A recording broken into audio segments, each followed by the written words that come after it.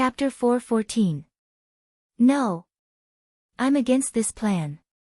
Haas stepped forward agitatedly, but he was stopped by over 10 fully armed royal guards. I won't agree. Alterac's soldiers won't agree either. Then we'll use the excuse of shifting our defenses and send them away. King Eden said coldly. No. I'm still against it. Haas was held down by several guards. He struggled and roared, "This is blasphemy against the entire human race." Shut up.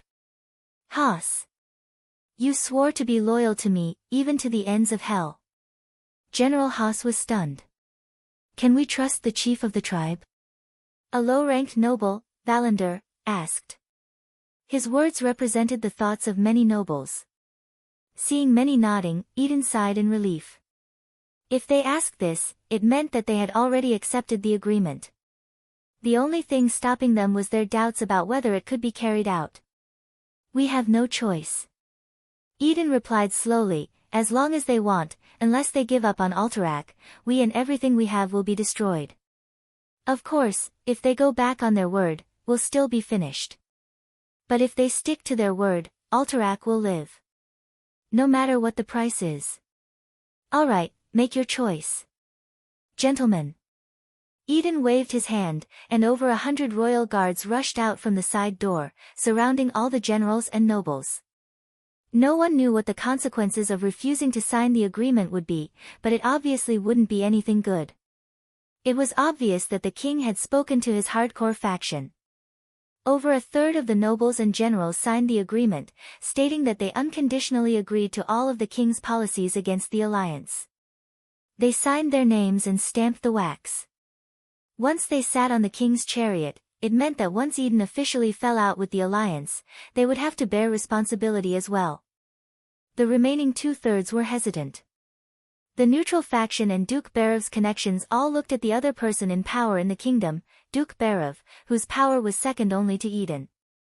Duke Barev, who had been silent all this time, slowly raised his head like a rusty machine. The Barev family objects. Perhaps it was because of fear, but his voice was clearly trembling. It did not sound like his previous voice. Eden didn't mind. Anyone's voice would change under extreme anxiety and panic. Eden stroked the hilt of the sword at his waist and let out a long sigh. "My old friend, I'm sorry I didn't discuss this with you beforehand. From the way I see it, you've already made your choice when you gave little Elusia to that brat who stole the highest position in the alliance. Your heart is no longer with Alterac. Are you planning to ally with those damned refugees to steal Alterac's land and throne?" Like a bolt from the blue, Duke Barev was completely stunned. He looked at the king but could not say a word. "I'm sorry, but you can no longer represent the Barev family." The king clapped his hands, and 2 teenagers appeared from the side hall. Prince Barev stared at him with wide eyes. 15-year-old Wilton Barev and Alex Barev, the only 2 heirs to the Barev family. Now, they actually went over to the king's party. Wilton grinned hideously. "Father, you're old. It's time to hand over the Barev family to us." Alex did not hide her anger at all. "Father, you've gone mad. You're trying to hand over the family to Elusia, to that bastard Duque, and you won't even leave the family to us." Prince Barev raised the forefinger of his right hand, and pointed it tremblingly at the emperor. A foul breath stuck in his throat, and he still could not utter a word.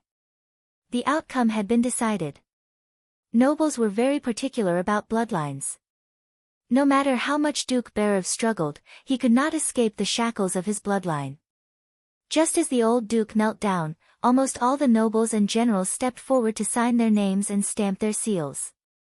Prince Barev's 2 good sons did the same thing, in their father's presence, with great pride. King Eden, who had gained the support of everyone except Haas and the old duke, was obviously in high spirits. He showed everyone his excellent political skills. He showed everyone what it meant to turn the situation around. "Everyone, I did not mean to force you. If I had a choice, I would not serve those horrible beasts. The contract signed by all of you is just insurance." "Insurance? Do you understand?" Everyone looked at King Eden in bewilderment. Eden finally showed his best actor talent. In fact, I have already informed Tyrrhenas about the Horde's main force's attack. I told him that if he did not have reinforcements, I would give up defending and let the Horde charge into Lordaeron. In the end, Tyrrhenas sent his last group of court mages and a group of high-grade swordsmen as soon as possible. I'm going to let them destroy the Horde's path. General Haas, who was kneeling on the ground, suddenly looked up. His eyes were full of hope. Your Majesty, you were just lying to us. You're not going to fulfill your promise. That's right. We don't have to fulfill our promise to those despicable beasts. Eden waved his right index finger proudly. No, I've already told Orgrim about the arrival of Lordaeron's reinforcements, including their numbers and types of troops. The entire hall fell into a dead silence. Eden's expression was incomparably cold and cruel. He raised the contract signed by the generals and nobles, let them fight to the death. If Tyrrhenas' elites win, I'll burn this contract. No one will believe the evidence provided by those beasts. Many people heaved a sigh of relief when Eden said this. If the Horde is really that strong and kills all of Tyrrhenas' elites, then we've done our duty as allies since we informed Orgrim. We can join the Horde without worry. If the Horde won, wouldn't that mean that the last of Lordaeron's elite guards had been destroyed? What difference was there between Lordaeron and a weak girl who could be raped at will? Hiss, in the main hall, there were countless sounds of inhaling cold air. They suddenly realized that this was the king they were familiar with, the cunning and astute king. Regardless of the situation, Alterac would be the winner. For a time, the hall was filled with heated discussions. Almost every noble and general had a smile on their faces. To be able to turn such a huge crisis into a sure win, as expected of His Majesty. As expected, this is the way of survival for us Alterac. A group of people complimented King Eden as sickeningly as they could. At this time, Eden suddenly received a message, the Horde's messenger had arrived. Chapter 4:15. Eden frowned as he listened to the servant's words. This wasn't within his expectations. He ordered the guard, tell the tribe's envoy to wait for a while and arrange for them to be in the secret parlor. I'll meet them later. What the king didn't expect was that the moment he finished speaking, a voice that sounded like a human's voice came from the entrance of the hall.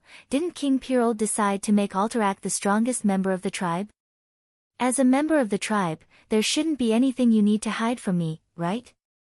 The 15-meter-tall, 3-meter-wide door was kicked open. Accompanied by this rumble, a loud and clear commotion suddenly came from outside the huge castle, followed by the sound of countless giant birds flapping their wings in the wind. The tribe's envoy appeared under everyone's panicked gaze. What envoy? That was a joke. No envoy would be as burly as this orc, emitting such a terrifying aura. He had reddish-brown skin that was different from most orcs, and he carried a huge black square hammer on his shoulder. The most frightening thing was that the hammer was stained with incomparably fresh flesh. With every step he took, a drop of blood or a small piece of flesh would fall from the hammer. Who are you? For a moment, the king almost wanted to order his guards to kill him. An orc had entered Alterac's palace, and if he was allowed to leave in such a dignified manner, it would be like mud falling on his pants. This was completely out of Eden's expectations. The consequence of this was that Alterac could only follow the tribe to the very end. The huge orc grinned, revealing a mouthful of intimidating fangs. Aiden Pyrrhold, didn't you send a messenger to pledge your loyalty to me? My subject, I'm only here to express my joy at receiving your loyalty. Is that wrong? The king's face turned pale, cold sweat drenching his luxurious clothes. Orgrim Doomhammer. Eden's teeth chattered as a magical name leaked out from the cracks of his mouth. Who would have thought that the great chief of the tribe would come to visit in person? Was this a forced abdication or a showdown? Or was it both? Ha! Aiden, my loyal subject, thank you for your information. Along with Orgrim's mocking words, a burly orc beside Orgrim, who had a severed hand and had turned his hand into a giant toothed blade, threw out a head with a sinister smile. Ah! It was Chaz Mat, King Menethil's personal court archmage. Someone recognized the severed head. At this moment, Eden felt that all the sweat he had shed had been frozen by the cold air. It's over. It was all over. He didn't expect that the tribe, which was supposed to be 2 days away from them, would organize a sneak attack. Now that even the Radiant Moon Mage leading the team had been killed, the mages from the Rotterdam Kingdom who had been arranged to camp at the north of the Shattered Ridge were probably dead. Eden simply couldn't imagine how the tribe had managed to do all this without making a sound. However, it was clear that Orgrim's preemptive move had disrupted all his plans. Now, he only had 2 choices left. One was to resist and let Orgrim, who was already prepared, destroy his entire family. The other was to keep his promise and let Alterac join the tribe, and then walk all the way to the dark side. In the future, he would either be destroyed by the victorious alliance, or he would join the tribe and beg the tribe to give him a piece of meat after conquering the world. In fact, it wasn't just Eden's subjects who were hesitating. Eden himself was also hesitant. Even though Orgrim was considered a handsome man among the beast men, he was still too ugly and horrifying in the eyes of the humans. Eden couldn't help but shiver when he thought about how he had to lower himself to work for such a terrifying fellow. He couldn't help but feel a wave of unwillingness rise from the bottom of his heart as he stared at those mottled, sharp teeth. What if he could capture the chief of the tribe and use him as a hostage to prevent the tribe from attacking until the Alliance's reinforcements arrived? If he succeeded, he, Eden Piraeus, would undoubtedly become a great hero of the Alliance and the savior of the human world. His Alterac's reputation would greatly increase, and it would become a powerful country on par with Lordaeron. This idea was so tempting that it made Eden's heart palpitate. He couldn't help but glance at the royal guards who had already drawn their swords and were waiting by the side of the hall. Dreams were beautiful, but reality was cruel. Eden, who had tried to play both sides, didn't even get 2 seconds before his dream of being a hero was shattered mercilessly. A green claw landed on his shoulder, the sharp tip of the claw pressing against Eden's artery. A huge, invisible figure appeared beside the king of Alterac. Ah! Eden let out a low cry. It was a sword sage of the Fireblade clan. He had the ability to become invisible, and he roamed the Alliance's command center all year round, killing many mid-level and low-level commanders. He was a notorious sword sage in the Alliance. All of a sudden, everyone was stunned. This mysterious green-skinned sword saint did not kill him immediately. Instead, he reached into King Eden's robes and took out the contract signed by all the nobles and generals in the kingdom. He then threw the contract to Orgrim, who was standing at the entrance of the hall. Everyone only saw a blur, and the contract was already in Orgrim's hands. The chief opened it briefly, and a satisfied smile appeared on his face. The entire Alterac had fallen into the hands of the Horde. Whether it was to be destroyed or used, it was all up to Orgrim. Thank you all for your loyalty to the Horde and to me. I can make this promise as the great chief of the Horde. When the Horde rules over the world of Azeroth, everyone here will automatically become the Horde's agents to control the human world. A slap in the face, a carrot in the mouth. After intimidating them and controlling the situation, Orgrim cleverly adopted a more conciliatory approach. Rule over the human world. Below only 1 and above tens of thousands. It had to be said that this promise was indeed a beautiful blueprint for the Alterac nobles who had suffered for a long time in the 7 human kingdoms and had been ignored by the major countries for a long time. At least they had something to look forward to. All of a sudden, the eyes of the nobles lit up. Right at this moment, a teasing voice suddenly sounded out. Yo, Orgrim, you're digging up the Alliance's foundation right in front of me. You really don't take me or the Alliance seriously. Chapter 4:16. Before he heard the voice, Orgrim had already prepared a script in his mind to give an impassioned speech. The humans slandered us for being barbaric, bloodthirsty, cannibalistic, and massacring, but it was actually the remnants of the southern kingdom that spread the rumors. He could brag however he wanted, as long as the humans did as he wanted and started a peasant uprising in the Hillsbrad Hills.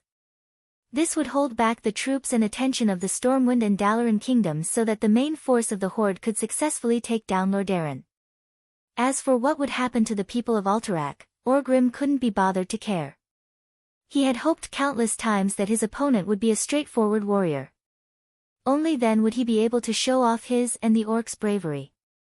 It was a pity that apart from Lothar, who seemed to have the courage to fight head-on, he only met Duke from the start to the end. In the eyes of the beast men, Duke was extremely despicable, but it was undoubtedly a very effective strategy to kill the beast men. Since the human commander was so despicable, Orgrim didn't mind using the same method to deal with the humans. Conquering a human kingdom without shedding a drop of blood. Even if it was the smallest human kingdom.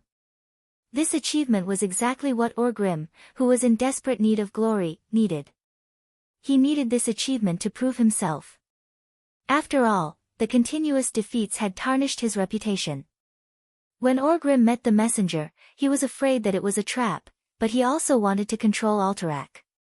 That was why he mobilized so many powerful chiefs and heroes, and even used Zuluhid's dragon knights to hold the fort. Everything went smoothly, and he easily subdued that sly and cunning king. But he didn't expect to hear the voice that he didn't want to hear the most, the voice of the Alliance's vice-commander, Duke Marcus. Not only did Orgrim's expression change, but Eden and Haas's expressions also changed. As people who had dealt with Duque many times, they could obviously recognize Duque's voice. But they didn't expect Duque's voice to come from Duke Barav. Duke Barav straightened his body.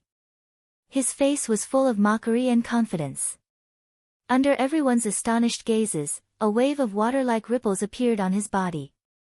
The slightly plump elderly figure quickly disappeared, revealing a robust young man dressed in a blue and white robe. Illusion. How was this possible? It wasn't just the inexperienced orcs, even the upper echelons of Alterac were shocked. They could accept the fact that Duque had fooled them with his perfect makeup. It wasn't that the nobles hadn't seen illusions before, but those crude and immobile illusions were worlds apart from Duque's lifelike illusions. The most common type of illusion was the kind that attempted to conceal a certain secret passage. When had he ever seen an illusion with so many facial expressions? Just how high was Duque's attainments in magic as a mere morning star? What's more, Duque's appearance at the most critical moment made them have no choice but to add the word inconsolable to their shock, turning it into inconsolable. Orgrim was decisive. Not only was he wise in history, he was also an absolute opportunist. Playing dirty was definitely the chief's specialty. In this life, Duque didn't give him the chance to sneak up on the Blackhand Great Chief. However, that didn't mean that Orgrim wasn't sinister. Without even a greeting, Orgrim gave a look and a sword saint of the Fireblade clan came out of stealth, slashing at the back of Duque's neck with a sharp longsword. At the same time, Orgrim used charge, his burly reddish-brown body turning into a blinding ray of light as he charged at Duque. That's right. He wanted to kill Duque in an instant. He wanted to nip Duque, the biggest factor of instability, in the bud. After all, everyone present was a human, and his men had yet to completely control the palace. If Duque, the vice-commander of the Alliance, was allowed to raise his arm here, things would definitely develop in a direction that was disadvantageous to the tribe.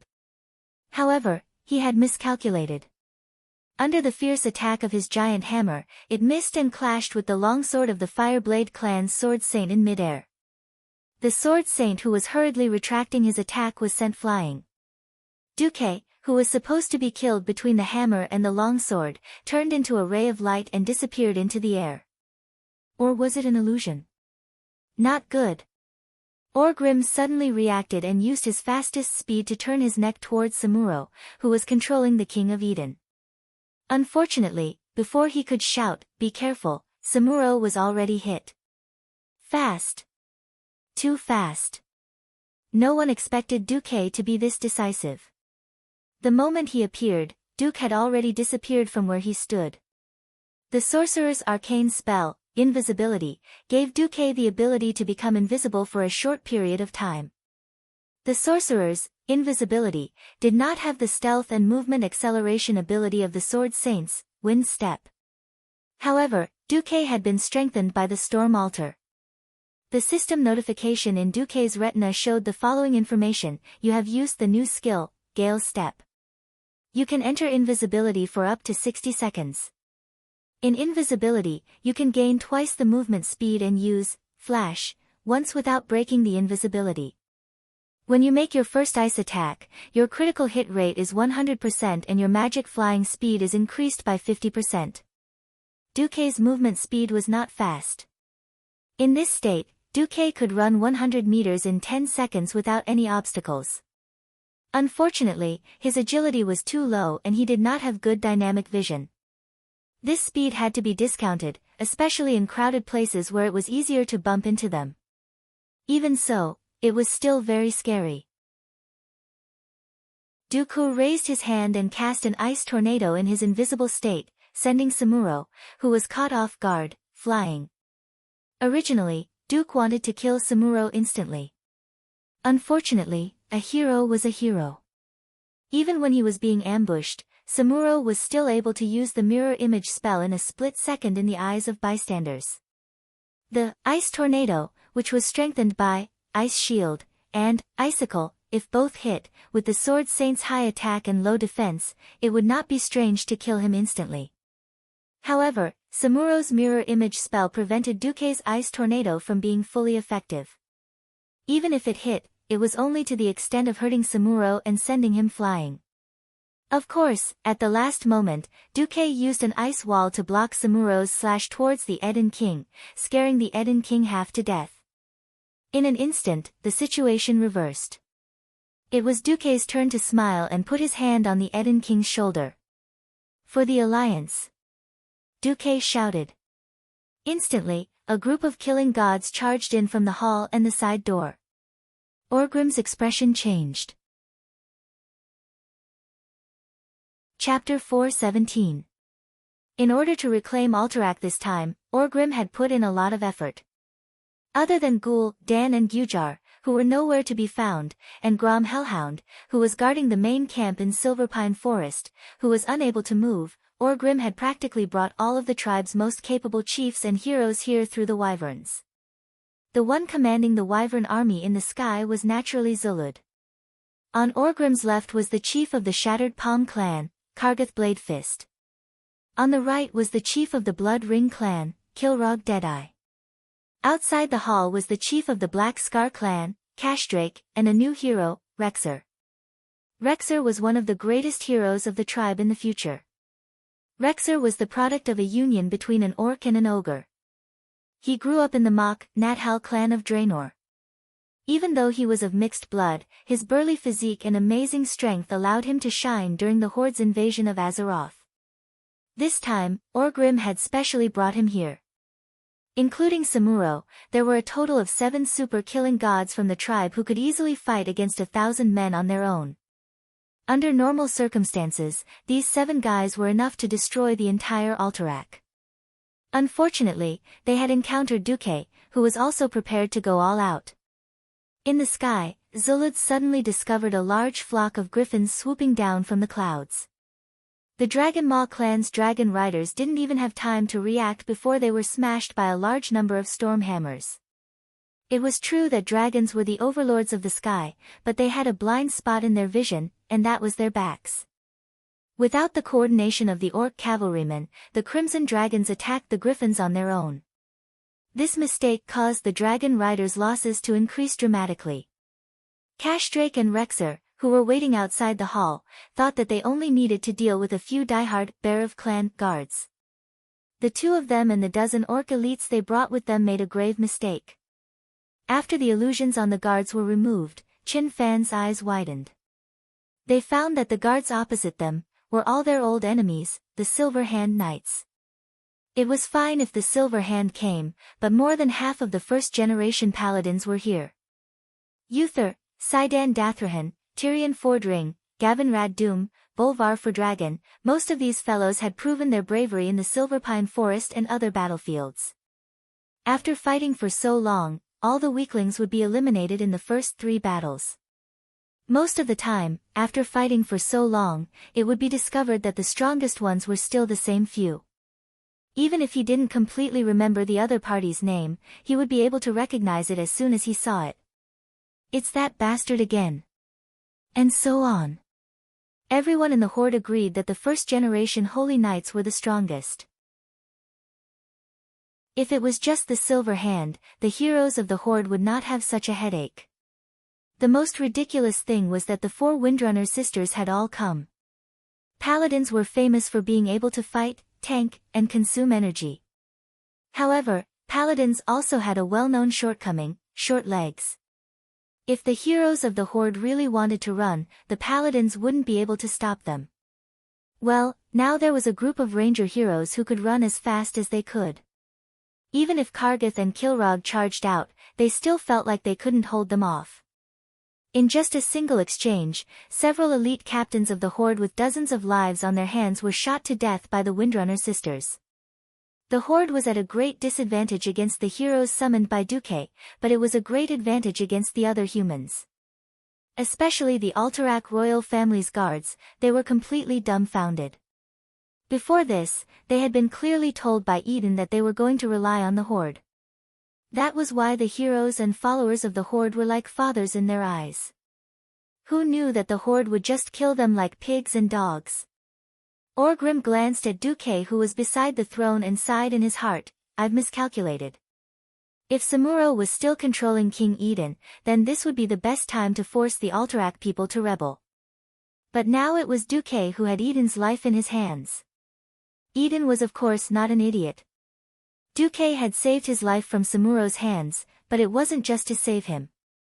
Did he really think that Duque was some bullsh** T-saint? Whether he and his Alterac were willing or not, they were now sitting on the Alliance's chariot once again. Jump out of the chariot. Sure. Go and die now.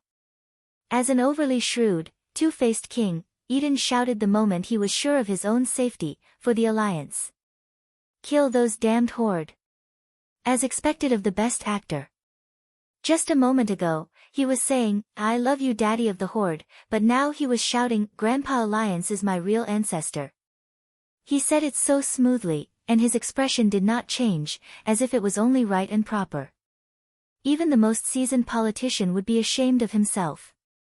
But he shouted in a dignified manner. Even when he saw Orgrim's infamous hammer of destruction smashing down on his head, and the huge black square mace rapidly expanding in his vision, he didn't change his words. Because King Eden had made his bet.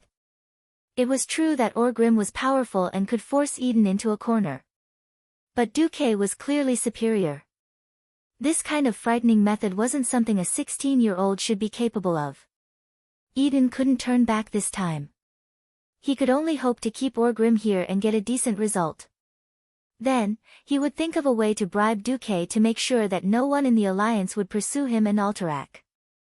Duque appeared once again with Eden in a flash. In a flash of light, Eden was brought from his throne by Duque to the door of the side hall on the right. That was how agile a mage was when fighting a warrior. Duque smiled and waved at Orgrim. Then, he raised his hand, and a 10-meter-tall, 2-meter-thick wall of ice separated the Orgrim tribe from the Alterac nobles. "Hurry up and retreat." Duque's shout finally woke up the frightened nobles.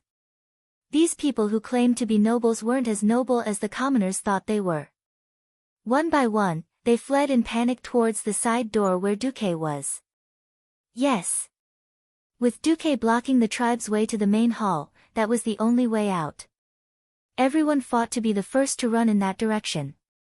And then, a storm began to rise.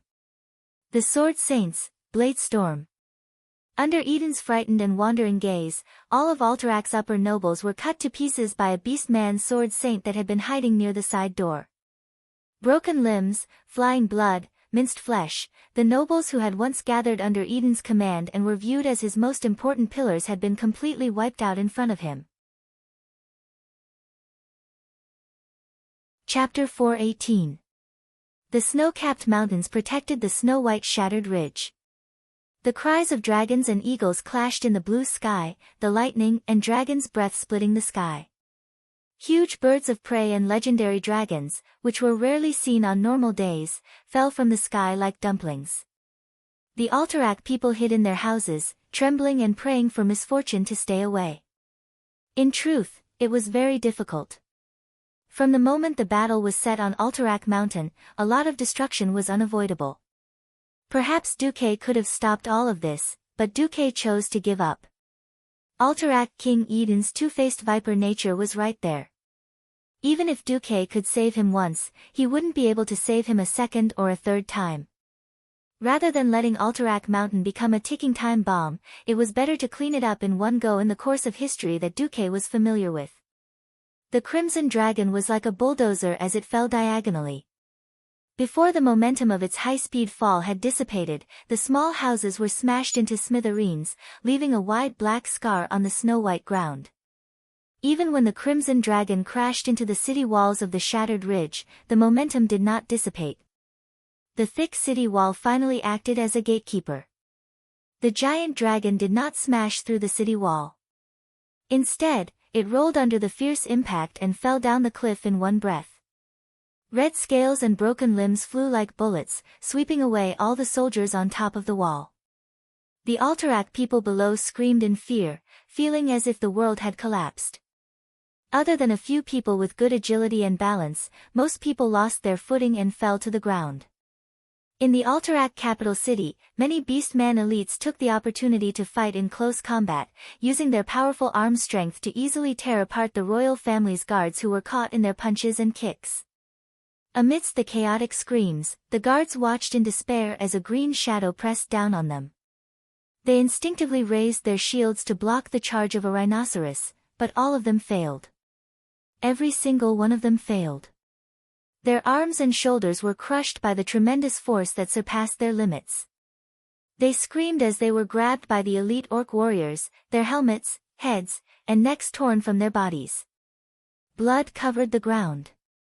When the complete battle formation collapsed, the shadow of death was right in front of the guards. Even though the number of Orgrim's guards was only a tenth of the Wang clan's guards, every single one of them seemed to be on drugs. They charged into the crowd and started a massacre. In low-level battles, Orgrim's men had the upper hand. In terms of top-notch strength, the Alliance had the advantage since they were scheming against each other. He was different from Lothar, who was in his 40s, burdened by military affairs, and whose strength had begun to decline. The title of the Alliance's god of war had fallen to Wather. The strongest holy knight, who was at the peak of his life, was showing Orgrim how he made his name on the Silverpine Forest's western front. It was a beautiful strike supported by the powerful holy light. The golden holy light was like a god descending from the heavens. The golden holy light gathered at one point and smashed towards Orgrim's face. In this era, in the world of Azeroth and the Church of Holy Light, there were no more than 30 people who could condense holy light into a tangible hammer. Each of them had their own experiences, and to the ordinary warriors present, they were no less than living legends. If any of them were to be placed in the army, they would be a terrifying figure that could rival 1,000 men. As for Wather, he was an existence that stood at the pinnacle of these peerless experts. When Wather smashed his hammer, Duque didn't dare to take it, even if he had the ice barrier, which was known to have absolute defense. In the end, the so-called absolute defense was only relative. The ice barrier used the extremely dense ice element to forcefully remove all power outside of the ice. But what about the higher level, more focused power of holy light? Even Duque, who had the title of God of Magic, didn't have the confidence to do so. However, Orgrim countered the attack with his own attack and managed to nullify it. His muscles bulged, and his inhuman strength was completely revealed at this moment. Orgrim was actually using his hammer to fight against his hammer. When the countless golden lines of holy light that cut through the dark shadows in the hall collided with the terrifying rising lava fire, the collision of the elements produced a huge explosive effect that dazzled everyone's eyes. Everyone only saw the golden and reddish-black flames explode like fireworks. It was as if two huge Persian chrysanthemums were fiercely colliding and grinding against each other. Countless petals scattered and withered, and then there was a deafening collision sound. After a full 3 seconds, the flames that flowed out from the two people finally disappeared. No one would have thought that Wuther, who looked like a human, could actually fight like a wild beast. Orgrim frowned. The situation was not good for the tribe. Other than him, it seemed that only Rexer could faintly suppress that holy knight called Gavin Rad. The others were either in a stalemate, or were directly at a disadvantage. Kargath Bladefist seemed incomparably powerful, trading injury for injury with Saidan Dathrahan, but the problem was that he was a holy knight who had the ability to recover. If the fight continued and he really didn't run, the one who would die would definitely be Kargath. The Blackscar chief, Ka-God Derek, was even worse off. He was directly suppressed by Tyrion Fordring, and could not even trade injuries for much. On the other hand, Kilrog Deadeye was evenly matched with the two female elven rangers. Kilrog was suppressing one of the rangers in close combat, but he was constantly annoyed by the ranger's shooting. If his blind eye couldn't provide him with a short period of foresight, then Kilrog might have already knelt down. Samuro wanted to chase after Duque, but he was held back by a female elven ranger. The problem was that the alliance still had many high-end forces. Bolvar was on a killing spree. The limits of the human body determined that it was impossible for them to surpass the beast men in terms of pure strength. But the power of holy light made up for the lack of destructive power, and humans could be faster. No one would have thought that Bolvar's attack speed would be so fast. In reality, the leader of the Great Chief's guards could only see the golden light that suddenly appeared in his field of vision getting bigger and bigger. Then with a bang, his entire head turned into a cannonball and was sent flying by Bolvar from his tall and sturdy body. It pierced through one of the huge glass windows in the palace hall that was no less than 8 meters tall, and finally fell onto the lawn of the palace. When he saw the beastman's head fly out, a bloody eyeball popped out and hung on the top of King Eden's beloved glass window. Bolvar could not help but bare his teeth. The devout holy knight silently said in his heart, "Ugh, I can't see anything, and I don't know anything." Chapter 419. Bolvar, who was unable to retract his hammer in time, took advantage of the opportunity to launch a sneak attack on another of the chieftain's personal guards. A roundhouse elbow strike that most beast men would not have expected caused the fellow to grimace. Just as the other party was in pain, Bolvar grabbed the beastman's well-braided braid and pulled it down, ruthlessly destroying its center of gravity. In the next moment, his metal boots stomped heavily on the back of the beastman's neck, causing the ugly green-skinned beast's face to intimately touch the floor. Finally, his foot smashed his face into the marble floor below. The Holy Knight's skill, divine consecration. The powerful power of the holy light passed through the beastman's body and into the floor, creating a circular area with a diameter of 5 meters around it, dealing holy damage to all creatures that were not protected by the holy light. Yep, it also blinded the beastmen and their own people. Ah, the beastman beneath Bolvar's feet twitched a few times before unwillingly turning into a pile of charcoal. A few brave beastmen pounced at Bolvar, but they were all hammered away by the Storm Duke. All that was missing was a domineering, who else? Bolvar could change the name of the golden holy light on his body to the aura of a bastard. Oh, that's not right, it should be the aura of a tyrant. Of course, Bolvar was a humble holy knight. How could he do something as superficial as Duque? Servanas was also having a good time killing. Aurelia and Lillis against Kilrog, Sasha against Samuro, leaving Servanas free. Compared to Bolvar, Queen Sylvanas was the true god of slaughter. In a situation where there were no opponents of the same level to restrain them, an agile hero could kill faster. A giant hammer smashed down, and Queen Sylvanas took half a step back, allowing the hammer to slash across her chest by a hair's breadth. In the next moment, she suddenly pounced forward, the tip of her foot tapping on the hammer's head and leaping upwards. She was so fast that the beast man in front of her could only see a fleeting green shadow flash by. His throat and arteries had already been severed by the dagger. Standing lightly on the corpse that had yet to fall, Queen Sylvanas surveyed her surroundings. In front of her were 8 extremely strong beast men pouncing at her. Outside, another 8 orc warriors were standing guard. The sound of the axe and sledgehammer crashing through the air was enough to make the scalps of the nearby Alterac royal family's guards go numb. Servanas chuckled softly. In the eyes of the orcs, he was like a dark queen standing on a mountain of corpses and a sea of blood, laughing maniacally. In the next instant, they saw the lightning of thunder. Boom!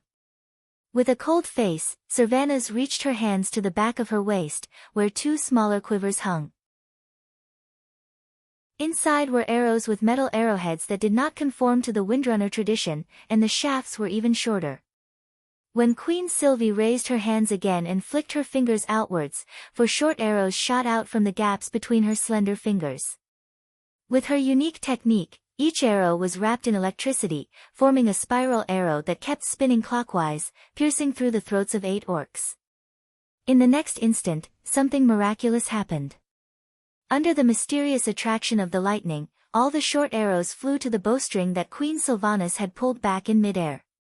The short arrows shot out once again, following the trajectory of the electromagnetic trajectory in midair, hitting the orcs left front, right back, left back, a total of 8 unimaginable angles between the eyebrows of the orcs. A miraculous area of effect skill. Obviously, no one would teach Servanas how to use her new lightning ability. She had figured it out on her own. Orgrim's eyes darted around. Every battle situation was in his field of vision, and it was clear that the scales of victory were tipping in the Alliance's favor. After all, this was the capital of a human kingdom. Even if there were not many soldiers, the defense system was quite complete. There was no one to suppress the generals of Alterac. A few generals, including Haas, had freed up their hands to command the panicking troops and began to kill the orc soldiers more efficiently. Orgrim entered Alterac under the guise of an emissary. He could not bring too many people in anyway. 50 strong orcs was the bottom line that the Alterac people could accept. But now, these personal guard-level warriors were all killed by the Alliance's heroes in a few exchanges. Orgrim's heart was bleeding. The only one who had the upper hand was the Dragon Maw Dragon Knight. But he had a bad feeling, because he suddenly realized that the most important person in the Alliance, and also the person he was most afraid of, was not here. The King of Alterac was important, but it was not enough for the vice-commander of the Alliance, Duque, to be King Eden's bodyguard. Duque's absence could only mean that Duque was looking for a bigger victory. Orgrim had fought with Duque for so long, he was very clear about Duque's way of doing things. In the world of Azeroth, most kings, commanders, and generals had a clear and distinct sense of home. They would subconsciously defend their important cities or resource points. Duque's way of fighting was completely different from these people. Duque did not care about the gains and losses of a city or land.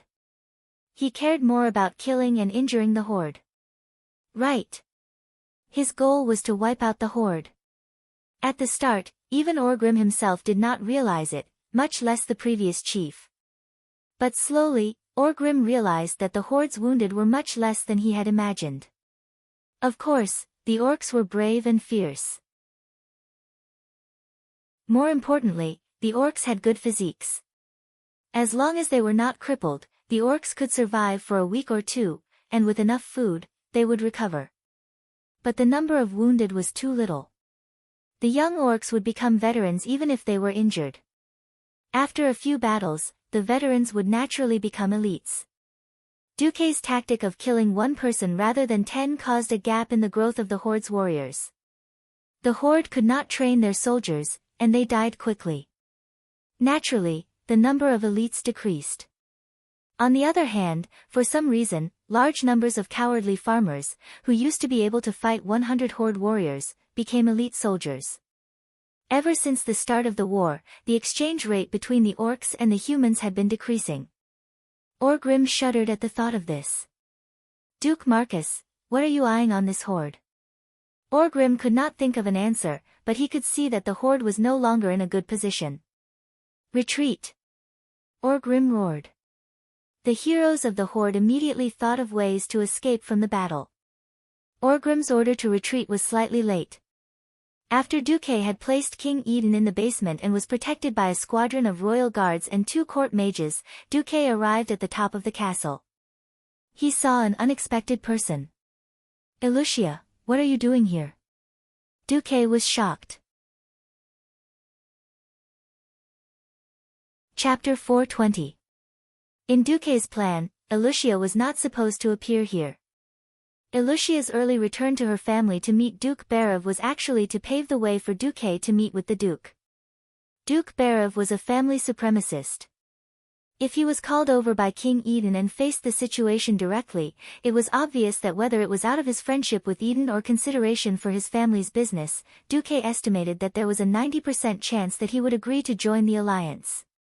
In history, the Berev family had also boarded Eden's pirate ship and suffered terribly from Eden.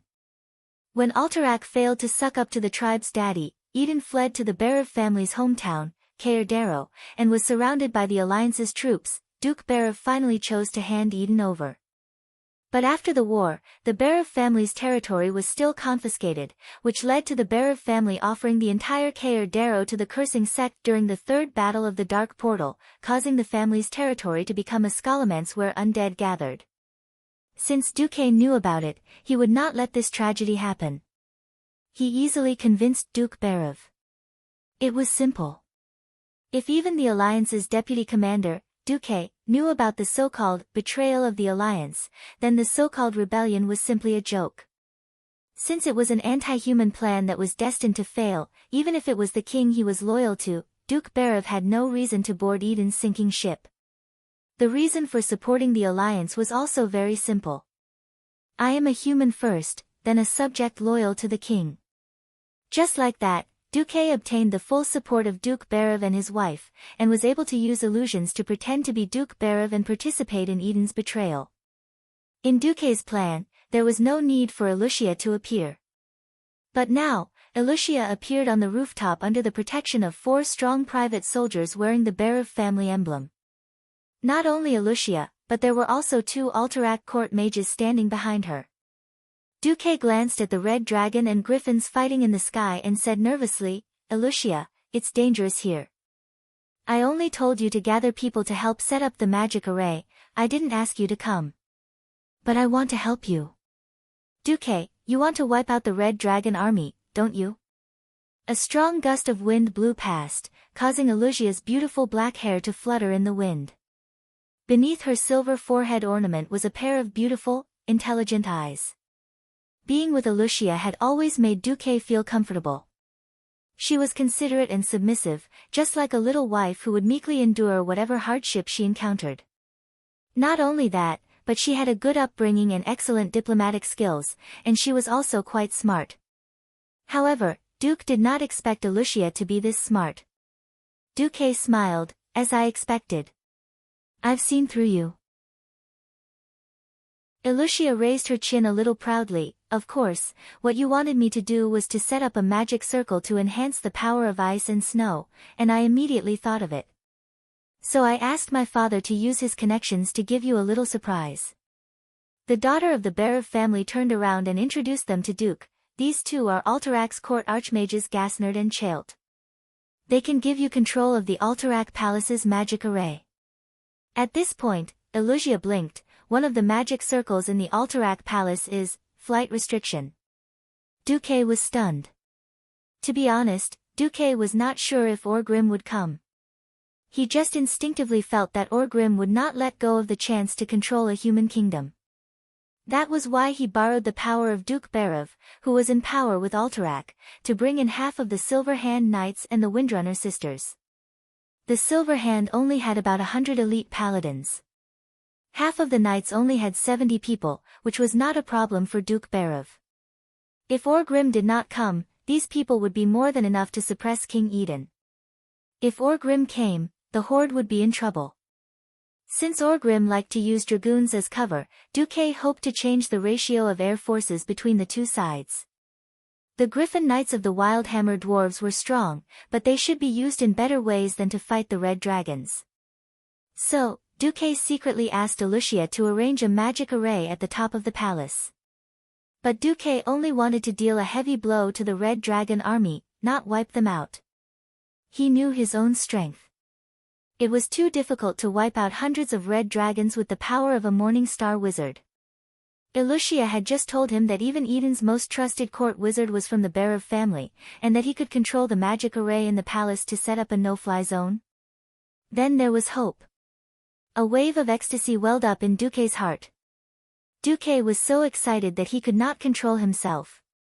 He subconsciously hugged Elucia and patted her on the back. Ha ha ha. That's great. That's great. I'll kill you lizards this time. Elucia. You've done a great job. At first, Elucia was dumbfounded. She had never thought that Duque would be so happy that he hugged her. The next moment, a faint blush appeared on her elegant face. She said lightly, "Ugh, as long as you're happy, Duque." "Of course I'm happy."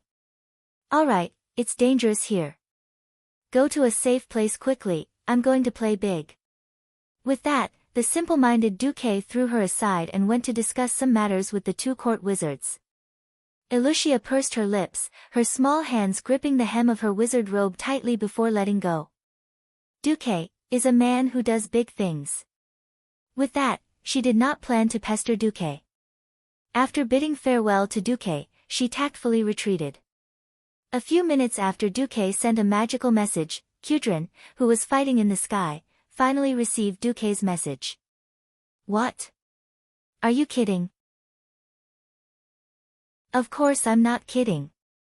Please, you're playing with fire with the lives of all the Wildhammer Griffin Knights and Griffins in the Eagle Nest Mountain." Cudrin almost cursed out loud, losing speed and altitude in an aerial battle. "That's suicide. And falling from this height won't kill those lizards. Who told you that I want to fight a simple aerial battle? I don't agree. Unless you have a better reason to convince me." As he spoke, Cudrin controlled Scarlet to make a maneuver that was similar to Engerman's spin. While Scarlet was spinning, Cudrin used Stormhammer to send an orc flying into the air. "Alright, I've told you, my trump card is," upon hearing that name, Cudrin's body trembled. "Alright, you've convinced me." Chapter 421.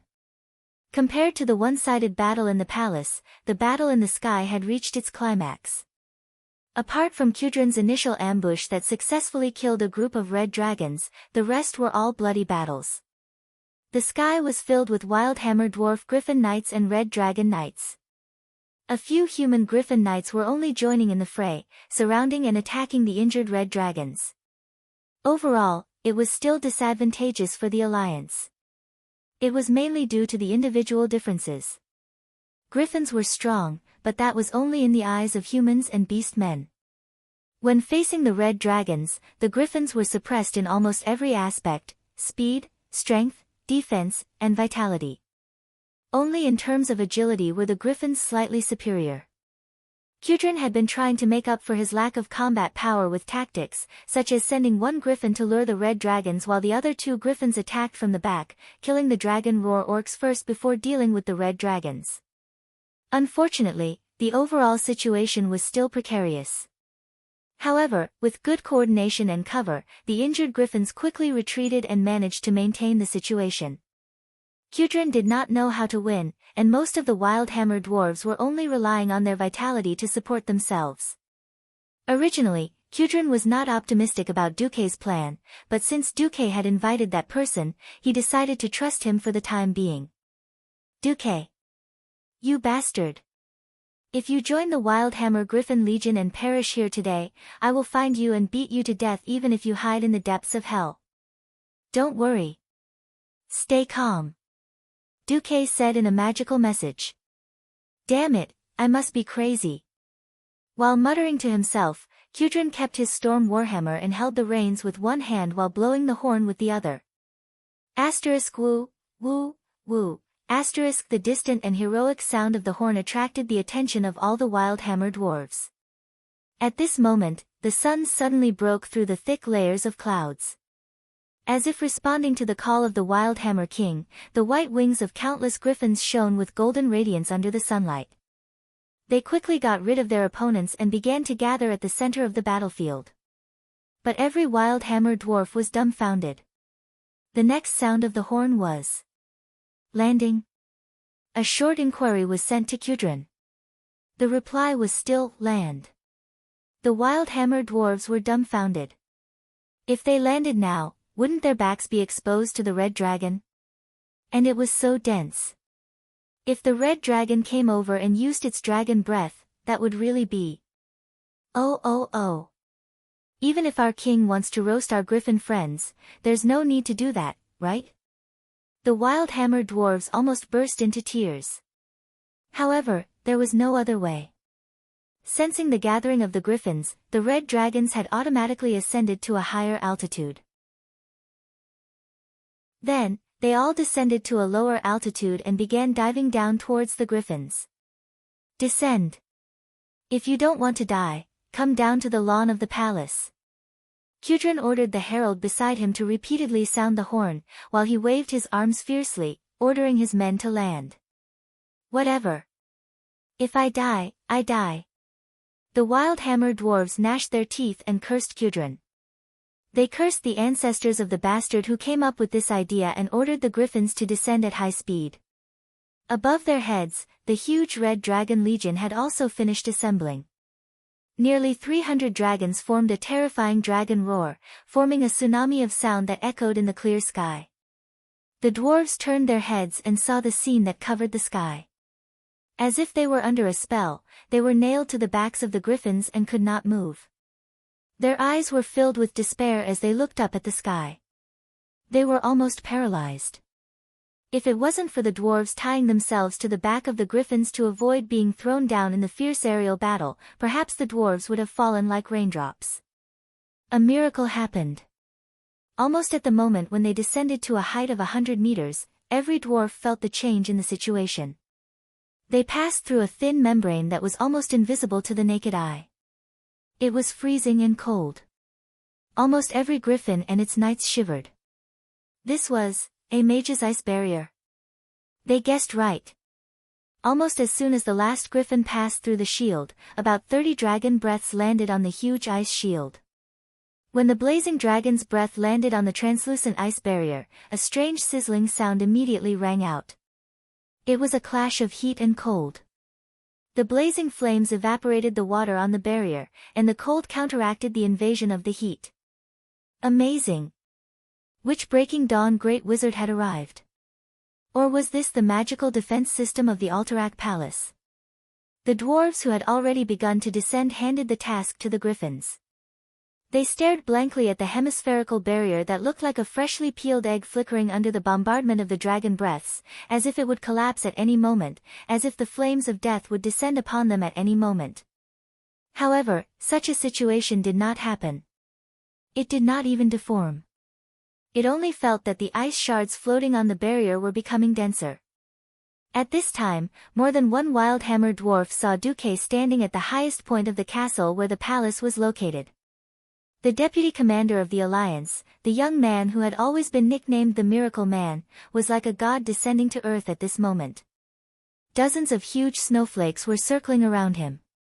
Each hexagonal snowflake was as big as a basin, and they were circling around him in a specific trajectory. Thank you for your support, Kudrin. Leave the rest to me, Duque. Duque shouted in an extremely pretentious manner. In the next second, Duque stretched out his 5 fingers with a cold expression. A bluish-white magic rose from the soles of his feet, illuminating Duque's face. From the perspective of the Red Dragon Cavalry, Duque was surrounded by a huge magic formation that was at least 30 meters in diameter. Zuluhid, who was commanding in the air, had a drastic change in expression. He shouted, "Not good. Run. Don't you think it's too late to escape now?" Duque sneered.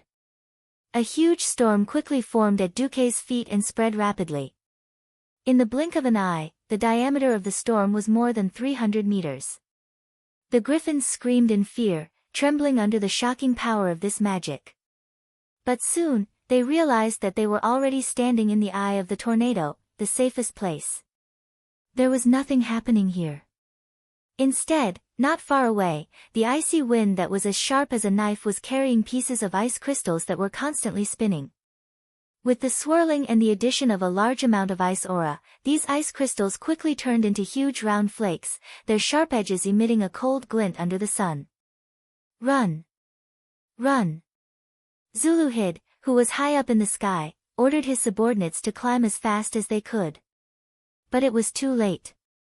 A thick layer of frost had already formed on the surface of the dragon's wings.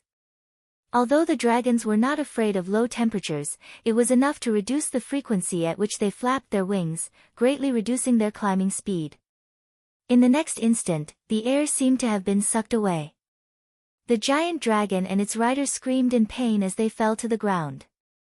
What awaited them was a giant tornado of ice blades that kept spinning like a meat grinder. Chapter 422. Alterac Mountain was a very barren place. Apart from snow and rocks, there was almost nothing here. There were no specialties, no specialties. Even if there were some mines, how could they dig in such terrible weather? Perhaps the snowmen here were the only specialties. Alterac didn't have griffins, but King Eden was afraid of griffins descending upon his castle. Thus, he set up a flight restriction magic circle on the castle. It wasn't entirely correct to say that it was a flight restriction. This magic circle mainly removed some of the wind element and increased gravity. Normally speaking, if Duke wanted to make a name for himself in a magic array like this, he would have to extract the wind elements and use them to form an ice storm to kill his enemies. This was a complete paradox. But Duque did it. Under the gazes of the hundreds of wild-hammer dwarves and the thousands of Alterac soldiers, everyone saw a huge ice tornado form under Duque's command. It was a huge tornado more than 20 meters above the ground. It was so big that one couldn't see its end. It wrapped around the towering mountains surrounding Alterac City in all four directions. The scenery in the distance was already blurry. All that could be seen were faint shadows rising and falling, as well as the faintly discernible mountain range. Apart from the contours of the world, all the landscape was destroyed by the huge spinning ice chunks. The giant dragon falling from the sky let out a powerful roar, but the roar that was full of vigor had long since been drowned out by the howling of the wind, turning into a muffled groan. The giant dragon was sucked into the tornado, its scarlet body quickly blurring and turning into a dark shadow. Just looking at the high-speed spinning made one dizzy, not to mention the terror of being caught in it. Bam! A huge bloody figure was embedded into the mountain to the north of Alterac City. Everyone focused and realized that it was the corpse of a young red dragon with almost all its scales peeled off. Its flesh was a bloody mess, and its body was covered in ice. Bam! There was another explosion, and a smaller red dragon fell to the ground a little outside the city wall. After falling to the ground, it also lost all sound and movement. Just like that, the red dragons that had landed with great momentum died tragically one after another in the outskirts of the city. No one dared to make a sound. They looked in awe at Duque, who was casting the spell at the top of King City. From time to time, he would look at the huge tornado with a diameter of several kilometers. It looked like the storm was boundless. It was like a black hole that swallowed everything, pulling in everything in the sky and stirring it up. Alterac City was like a garbage dump below, but it was also like an isolated island in the middle of a storm. It was so small, which was why the storm was so wide and so powerful. The ferocious griffin was like a docile kitten, crawling on the ground, shivering. The Griffin Knights who had been through hundreds of battles took off their helmets and paid their utmost respect to the powerful mage who stood at the top of the castle. Everyone seemed to be standing on this safe island, quietly watching the performance of the apocalypse storm. Everyone had lost the ability to speak, silently watching everything. Those who were not familiar with Duque had the deepest respect for Duque. Those who were familiar with Duque were puzzled. Wasn't Duque just a Morningstar wizard? Even if he had the support of a magic formation, could he do something so ridiculous? In fact, Elucia, who was one floor down from the top floor, smiled wryly at the pair of clowns in front of her. Duque, you bastard, are you done yet? This old man can't hold on much longer. At the bottom of the staircase beside Duque's feet, an old man with a white beard, dressed in magnificent epic equipment that blinded all wizards, was cursing loudly. Just a little bit more. I'll be done after dealing with these 5. Duque seemed to be chanting, but he was actually replying. Bah! Just materials for 5 red dragons, this old man looks down on you. The white-bearded old wizard continued to curse, but at least he had some humanity and did not stop immediately. However, the light of the magic circuits that appeared on his body was gradually dimming. Tisk, it's not that I'm the scapegoat, but when you see the materials for a red dragon, a dog, pouncing on it like it's biting a bone. Duque had wanted to say that the dog ate sh*t, but he changed his words. Bastard! You still dare to anger me? Do you believe that I won't take a few more and leave? The white-haired old man continued to curse.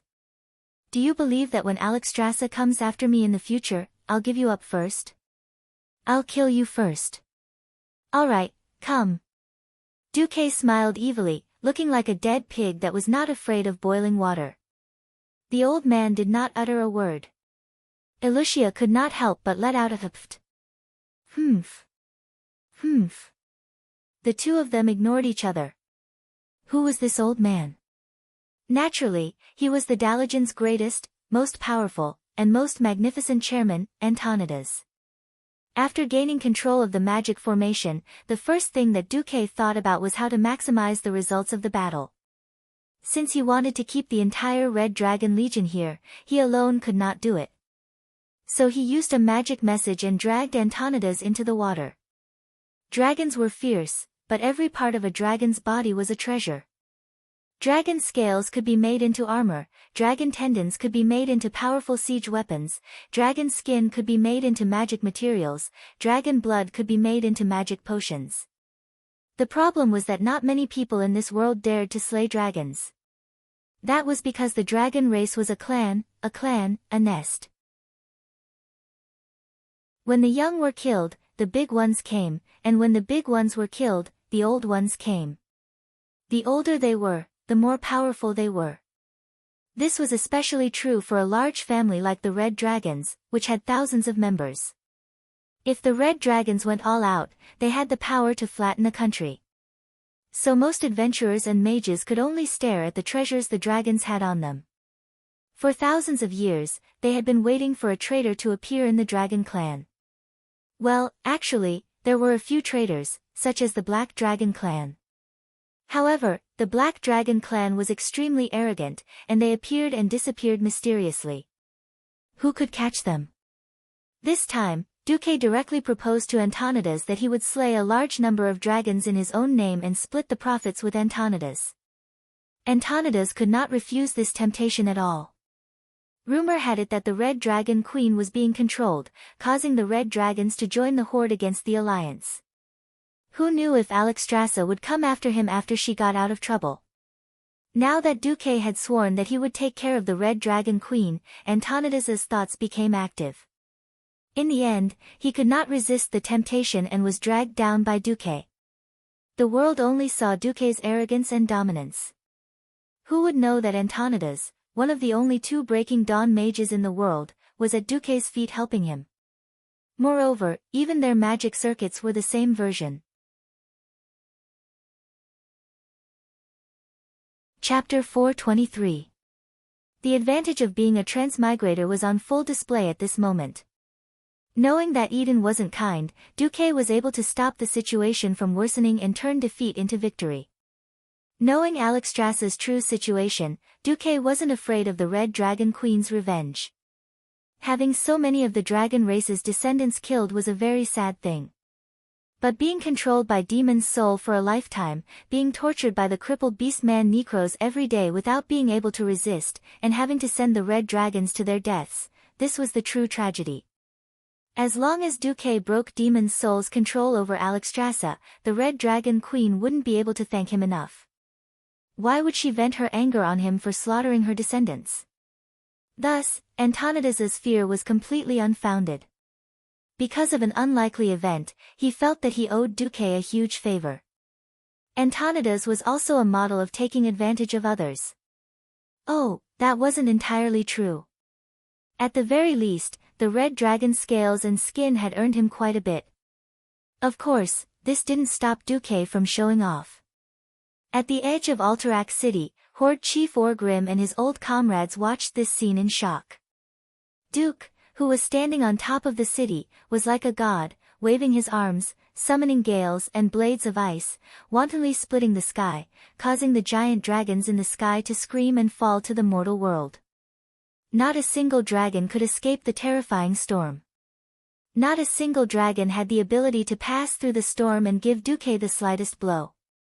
These overlords of the sky that usually soared in the sky were now no better than pigs in a slaughterhouse, being slaughtered one-sidedly. Orgrim guessed that this was the work of the humans' magic arrays. As a warrior, his knowledge of mysticism was still lacking. However, that sense of crisis and that sense of urgency made Orgrim's mind frantically ring the alarm bells. Seeing the battered and exhausted Zulucid flying over on his last dragon, Orgrim couldn't help but roar, "Is there any news of Gul'dan? The tribe needs his evil power right now." Zulud gritted his teeth and lowered his head. "I've already sent a messenger, but there's no reply." "Then send more messengers. 2 riders to a group, 3 riders to a group. If that doesn't work, then you can go yourself." Orgrim was fuming. He was a little confused. Could it be that every capital city in this world had such a powerful magic defense system? Stormwind City burned down 100,000 orcs. As soon as Kuel Salis entered the country, he had to rely on Gul'dan to break through the magic defense system. Even Alterac, the weakest of the 7 human kingdoms, had a magic formation that could annihilate hundreds of dragons. Wouldn't the magic defense of Lordaeron, the strongest human kingdom, be? Orgrim didn't dare to imagine it. Even after sending Zuluhid away, Orgrim was still in a bad mood. He could not help but mutter, "Does every kingdom have this many defensive magic circles?" "That doesn't seem to be the case, Great Chief." A voice that Orgrim didn't recognize sounded. The Great Chief turned around and saw an unfamiliar face. It was a sword saint of the Fireblade clan. This young sword saint seemed to be here to report on a mission. The only thing that Orgrim was curious about was that the sword saint was carrying a human in each hand. Sensing the Great Chief's suspicious gaze, the sword saint immediately explained in the orc language, "Just now, I used Bladestorm to kill a lot of human nobles, but these 2 young humans with the Duke's insignia have magical defensive devices on their bodies and escaped death.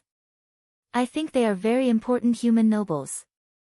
Able to block a sword saint's Bladestorm." There weren't many of such devices, and even if there were, they were very expensive. Orgrim remembered that Samuro had said that he almost killed the King of Stormwind, and that the king did not have such anti-weapon devices. Most beastmen were uncouth, and only a few Great Chief were willing to learn the common language and human knowledge. However, the Fireblade Sword Saint, who was the strongest assassin and scout of the beastmen, was definitely an exception. Mastering the enemy's language and knowing who was the most valuable target was definitely a necessary lesson for an assassin. Orgrim didn't care about the others, but before he used the spell, he had carefully told the Sword Saints about Alterac's noble insignia. Just like the Sword Saint, Orgrim could tell just by looking at the badges of these 2 young humans. Berev family. 2 dukes. Brand new duke insignia. Let's get back to what you were talking about, Sword Saint. As Orgrim spoke in orc language, he flashed a sinister smile at the 2 young humans who were panicking. The 2 of them were so scared that they peed their pants. There were obvious water stains on their crotches. The Sword Saint didn't care at all and replied in orc language, "I just casually asked them, and they swore that Alterac definitely doesn't have such a terrifying magic defense." Orgrim was overjoyed. He turned to the 2 of them and spoke in human language, "I am the Great Chief of the Horde, Orgrim Doomhammer. The Horde's plan failed tonight, and I am very unhappy. Between the 2 of you, I'm only going to keep the most valuable one. The useless one will be the ogre's dinner." He purposely grinned, letting his sharp, crisscrossed fangs dangle in front of the 2 similar-looking fellows. In fact, to the 2 of them, He looked more like an ogre. I'll talk. I'll tell you everything I know. Don't eat me. The older one looked like he was about to cry. No. Listen to me, that useless Wilden doesn't know anything. Don't listen to Alex. Orgrim was annoyed. He roared and pointed at one of them, shut up. I'll ask, you answer. Orgrim asked as he led the dispirited chieftains. But as he asked, Orgrim's eyes lit up. Ha ha ha ha. The entire mountain path echoed with Orgrim's wild laughter. He patted Kilrog Deadeye's shoulder. We've found a treasure. Today is actually the Horde's lucky day. Orgrim didn't expect that what he couldn't accomplish with so many powerful chiefs would be accomplished by the two kids that were captured by the Sword Saint. These two young men weren't just any Tom, Dick, or Harry. They were the two precious sons of Duke Barov, Wilden Barov and Alex Barov. Chapter 424. As representatives of useless nobles with bloodline but no abilities, these two brothers could be said to have displayed their cowardice to the extreme. Historically, these two had always been at odds with each other. Even after their families were destroyed, they still wanted to kill each other. Even after they went to Draenor to open a lumber company, these two hated each other so much that they could not wait for each other to be destroyed so that they could take everything. History took a beautiful turn because of Duque. Duque never thought that these two brothers, who he thought were not worth his attention, would become the deciding factor in the war between the Alliance and the Horde. It was fine if these two brothers had no morals, but the key thing was that they knew a lot. From the geography of each country to their strength and military supplies, they actually knew everything. As the next generation of the Barov family, they were not young anymore. Duke Barov even trained them early and let them deal with family affairs. Alterac was the weakest country. Since they could not send too many soldiers, the Barov family mostly provided food and logistics to the countries of the Alliance to fulfill their obligations as members of the Alliance. Therefore, these two brothers actually knew most of the Alliance's military deployment and the situation around Lordaeron Mill Lake. After all, the three countries around Lordaeron Mill Lake were Lordaeron on the north coast, Dalagen on the south coast, and Alterac in the southeast. My information is absolutely accurate. I go to Lordaeron every year. Wilden shouted, trying to take credit. No. My internal information is correct. Alterac does not have such a strong magic defense system. Alex argued. Ha ha ha. There is nothing to argue about. Orgrim laughed and hugged the two brothers affectionately. He made a grand promise. As long as your information helps the Horde take down Alterac and Lordaeron, you will be the heroes of the Horde. Then you will be the heroes of the tribe, and you will receive the treatment of a tribal chief. I will also make one of you the king of the humans in the south and the other the king of the humans in the north. Really? Thank you, Chief. I will do my best. The two were so touched that they were about to cry. They did not even notice the strong smell of urine in their pants. The two were ambitious but brainless. They did not know that Orgrim's promise was a trap. He had to take it down first. Secondly, if all the humans on the continent were killed by the tribe, then what was the use of being the so-called king? Kilrog glanced at the two traitors and asked in the beastman language, "Are you really going to let them be kings?" Orgrim smiled. Why not? They had lost too many orc laborers. Someone has to make up for it.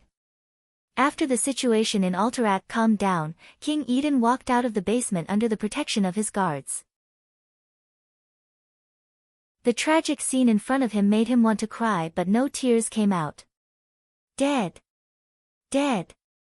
All dead. The hardcore nobles who supported him had all been turned into minced meat. Eden vomited at a glance.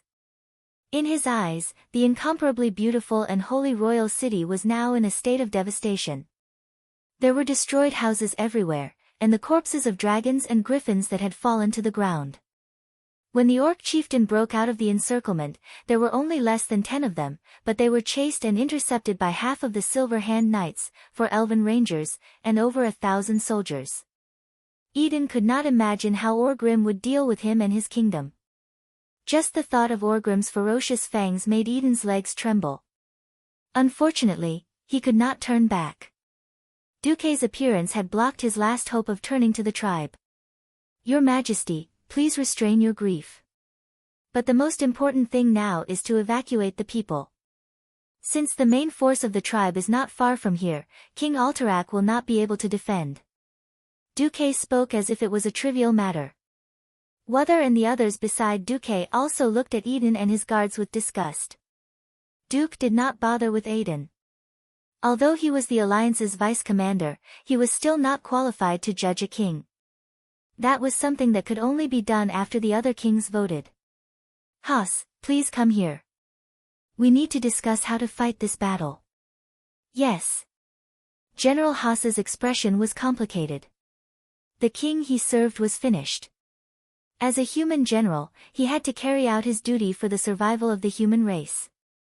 He knew that from this moment on, he and his soldiers would have to listen to this ridiculously young commander. Duque did not avoid this and brought Haas and Wother to Alterac's command center. Duke pointed at the shattered ridge where Alterac City was located. "Traps are useless. Orgrim is not an idiot. I've already tricked him with magic traps twice, but I won't do it a third time. Moreover, the broken ridge is too small to defend against too many elites of the Horde. Orgrim won't send too many troops either, so what we need to do is to kill enough of the Horde and then retreat." On the other side, Duke Berev stood at the top of the castle, staring blankly at the mountains in the distance. Today was destined to be Alterac's day of suffering. Alterac did not turn to the tribe, but it was destined to suffer the flames of war. No matter what, King Eden would be nailed to the pillar of shame. Perhaps he would not be able to make a comeback for the next few centuries. The Berev family would not have it easy either. He had thought that with Duque's reminder, the Berev family would be able to jump out of the sinking ship that was Alterac. Duke Berev had thought of many possibilities, such as the Berev family completely breaking away from Alterac and turning to Stormwind, who actually controlled the Hillsbrad Hills. In any case, Hillsbrad was the Berev family's fief. It was just that the ruler had changed in name. Even if King Lang had to bear the shame of losing his capital, it would still be 1,000,000 times better than Eden, who had become a traitor. But now, everything was over. Because of the betrayal of the 2 unfilial sons, the only 2 successors of the Berev family were on the wrong boat. The Berev family could not avoid being nailed to the pillar of shame. Worst of all, an eyewitness told Duke Berev that his 2 sons had been kidnapped by the tribe's sword saint. Alex Berev trembled all over. He knew his son's character too well. What if, just as he was about to collapse, King Eden walked over? "Alex. Is this the ending you wanted? You and I are finished. Our family is finished. Not only did we not get anything, we have to give up everything." Eden waved his arms in agitation. Duke Berev was speechless. He looked at his childhood friend in a daze, his gaze unfocused. Just as the Duke was about to say something, the 2 guards beside Eden suddenly flew out. Chapter 425. Duke Berev also had guards behind him. Unfortunately, the 2 unlucky fellows had just seen their companions suffer and were wondering if they had been hit by an invisible dragon when they were struck by it. 2 long, sharp knives pierced their necks from behind. Sword Saint. Another Sword Saint of the Orcs. No one had expected that the Beastman Sword Saint would actually return so quickly. Duke Berev and King Piranad did not expect it, and neither did Duque. At this moment, all the elites in the Broken Ridge were gathered around Duque for a battle conference. King Eden looked at the blood splattering in front of him, and was scared out of his wits. He tried to dodge, but a huge green figure quickly materialized from a blur, cutting off all his hopes. In the next second, a scorching and powerful green arm already gripped his neck, lifting his entire body up. "Don't kill me. I'm the great chief's loyal servant. Eden's feet left the ground, and he shouted with difficulty. The great chief doesn't need a lowly subordinate like you. Remember, my name is Samuro. The holy swordsman of the horde proudly announced his name in the common tongue. He then beheaded the king of Alterac, one of the 7 human kingdoms of the Lordaeron alliance, Aden Piranid. At this moment, time seemed to have frozen. There were more than 30 people around who witnessed this scene, and everyone's face was filled with fear. Looking at the head that was spinning in the air and flying high into the sky, looking at the head that was wearing the supreme golden crown on its forehead, everyone forgot to breathe. After their lungs exhaled the hot air, they could no longer inhale any fresh air. This was the head of a king. Before the head could fly for half a meter, it was grabbed by Samuro's left hand. Then, Samuro looked at Duke Berev with a gaze that symbolized the god of death, and his huge fangs glinted in the sunlight. Duke Berev, your 2 sons asked me to send their regards to you. You're better off dead. As long as you're alive, they won't be able to become the legitimate heir of the Berev family. Samuro's clear common language made Duke Berev feel as if he had fallen into an abyss.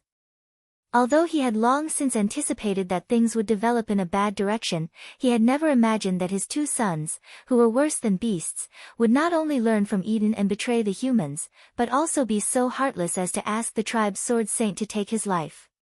His breathing had stopped, and his heart had forgotten to beat. At this moment, Duke Berev had already accepted his fate. 2 streams of tears rolled down his wrinkled face.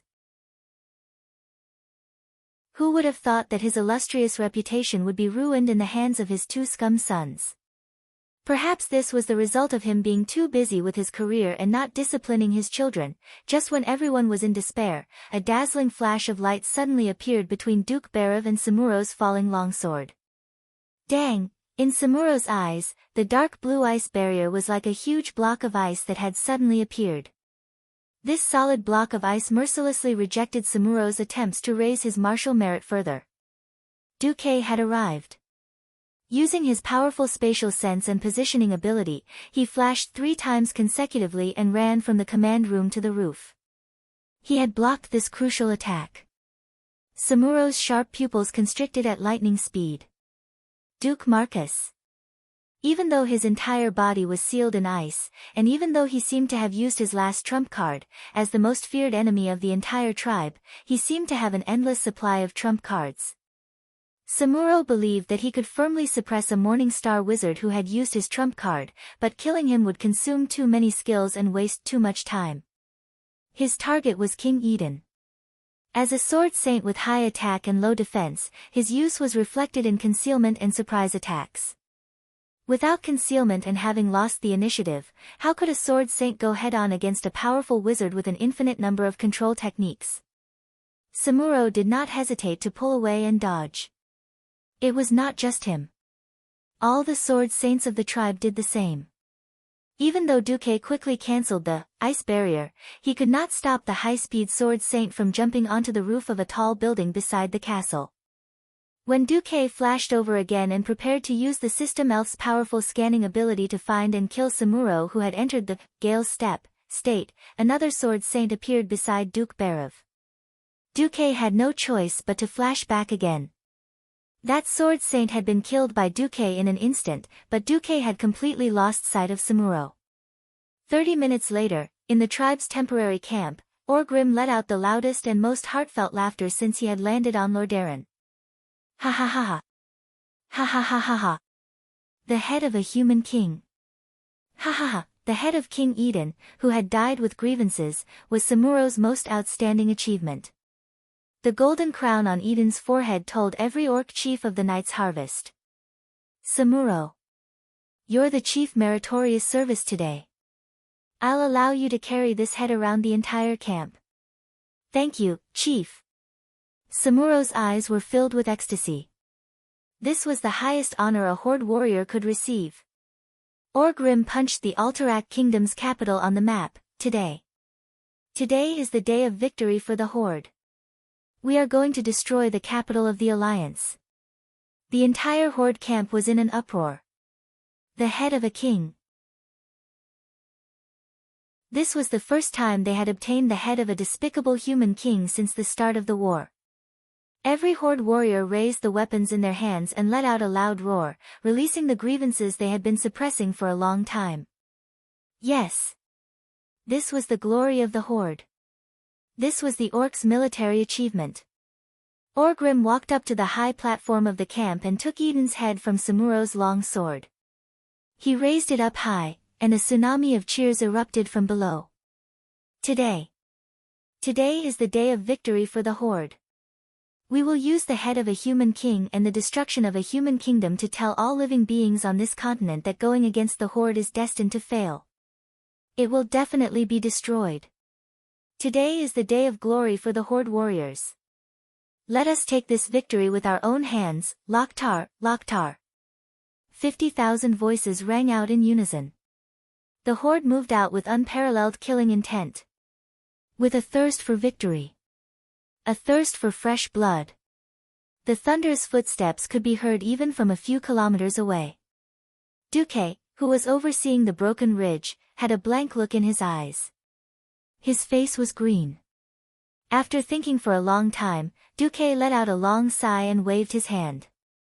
Pass down my order, everyone retreat immediately. Why? General Haas's neck was red. Because Eden is dead, the horde's morale is at its peak. But because our king is dead, the soldiers desire revenge for his majesty. Haas's eyes were bloodshot. I have a message for you and your soldiers. What is it? Keep the land, but lose the people. Keep the people, but lose the land, but recover. Duque said something that the people of Azeroth could not understand. On this day, the capital of the Alterac kingdom fell.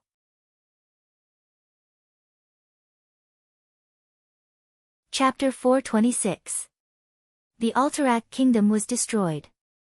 Orgrim was smart enough to control the number of orcs that attacked. 3,000 people, half of them elites and half of them soldiers. More than 2,000 of them were orcs, many of them were trolls, and dozens of ogres. This was a number that tested Duque's mental fortitude. Duque had been using a high ratio of casualties, and Orgrim had noticed this. That was why Orgrim attacked with a force that was close to teasing Duque. Alterac's mountainous terrain was a natural barrier for humans, but not for the horde. Duque only sent the Silver Hand Knights and the Windrunner sisters to guard the rear, and did not defend to the death. Reality proved that Duque's decision was right. General Haas, who was not far from Duque, saw many trolls with white and blue skin climbing up the cliffs around the broken ridge. They were throwing spears at the Holy Knights from above. They are Frostmane trolls, a branch of the Frost trolls. They have been active in the Bronzebeard dwarves Dan Moeller. Now they seem to have been recruited by the horde, Duque said calmly. He could almost imagine that if they defended to the death, the Holy Knights might be able to hold on, but the normal human warriors would definitely collapse under such a three-dimensional attack. Alterac did not have the protection of snow in the summer. After the Silver Hand Paladins retreated, the entire capital city was set ablaze. The warriors of the tribe roared loudly and wantonly celebrated the destruction and conquest. Humph. Duque's face twitched as he snorted coldly. He saw the orcs pulling out large amounts of frozen meat and other rations from the cellar. In the cold Alterac, there was frozen soil 2 meters below the ground. It was the best place to make an ice cellar. Most of the horde were people who did not mind meat. This batch of meat would obviously be a strong support for the horde in attacking Lordaeron. Duque could not help but sigh. Orgrim had succeeded in the end. Although the situation was not as bad as the original history, it was not much better. In the original timeline, the second battle of the Dark Portal had completely changed the fate of the Alterac kingdom and the Berev family. The treacherous King Eden surrendered to the Orc army and launched a counterattack against the Alliance army. They incited peasant riots in the areas controlled by the Alliance. The rebels repeatedly harassed the Dalajan troops around Hillsbrad, preventing them from supporting the Alliance forces fighting on other fronts. Very soon, the actions of the Alterac kingdom incurred the wrath of the Dalajan mages. The Daligens swiftly and decisively dispatched an army to completely destroy the Alterac kingdom and raze it to the ground. This was the Alterac ruins in the future. 10 minutes later, Duque saw the Knights of the Silver Hand, who did not have many scars, and the Windrunner sisters, who were covered in sweat. Wother seemed a little dissatisfied. Deputy Commander-in-Chief, why did you send out the retreat signal so early? We can still kill more tribes. In Duque's eyes, Uther was not a qualified commander. His leadership was limited, and he did not see the big picture well enough. He was like the most perfect saint, spurring everyone to move forward with almost strict faith. Uther was indeed the most perfect flag, but not everyone was willing to live a more puritanical life than a Puritan. Most of the time, Duque only used Uther as a fierce general. Duque smiled faintly.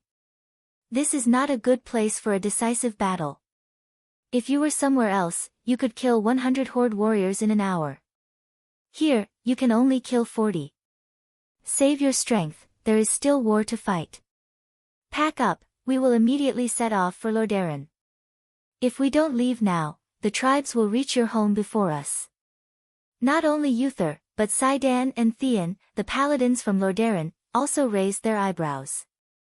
Ignoring the paladins, Duque turned to General Haas and said, "Bring the Eagle Knights and all the infantry you can muster and follow me." Haas was stunned. He turned to look at the Alterac refugees in the distance. What about the Alterac citizens? Leave them to the local garrison. What if the Horde attacks them? Haas and the other Alterac generals were anxious. Duque's eyes sharpened. His sharp gaze reminded Haas of the eagles that were flying over the snowy mountains, about to pounce on the prey. I've been fighting with Orgrim for so long. Do you think I don't know what he's planning? Believe me, before Orgrim split up to attack the Broken Ridge, he had already led the majority of his troops to Lordaeron. Who knows, they might arrive even faster than we thought. Elusia's eyes were red as she silently stood behind Duque. She knew what Duque meant. Her two goddamn brothers were leading the way for the Horde. With them leading the way, the main force of the Horde would pass through the Alterac mountains at a terrifying speed. Duque had guessed correctly. Other than the 5,000 soldiers that Orgrim had sent to the rear, the rest of the main force had begun their rapid march in the afternoon. Just as the Berev brothers had said, the Alterac army had given up on these roads. Even if there were a few bunkers on the road, the Berev brothers would shout at them with the contract they got from King Eden, and the soldiers in the bunkers would quickly retreat. This was an era where information was scarce. Other than the commanders of the Alliance, the king, and the generals, no one had the right to receive magical messages. Most of the messages were delivered by horse. The subordinates of the lesser nobles did not know that their lord was dead, but after seeing his signature and seal, they quickly retreated from the bunkers. Orgrim was able to quickly lead his soldiers through these narrow checkpoints. He thought that the Berev brothers would be of some use, and he was pleased to find out that his thinking was correct. The road ahead was still very dangerous. The orcs and trolls did not mind climbing the mountains, but the ogres were much more troublesome. Without Gujar, their movements were much slower. For a stone path like this, as long as there were a few soldiers blocking the way, once the corpses piled up, the ogres would not be able to pass through. Orgrim was not willing to give up on the ogres, especially the twin-headed ogre warriors. So, he urged his army to quickly advance. He knew that once his army passed through the mountains, no one would be able to stop the Horde's giant axe from cutting into the heart of the Alliance. Once he succeeded, Grom Hellscream, who was trapped in the Silverpine Forest, would be freed. Based on his understanding of humans, most of them would rather give up a large piece of land in order to gather all their forces to protect their capital.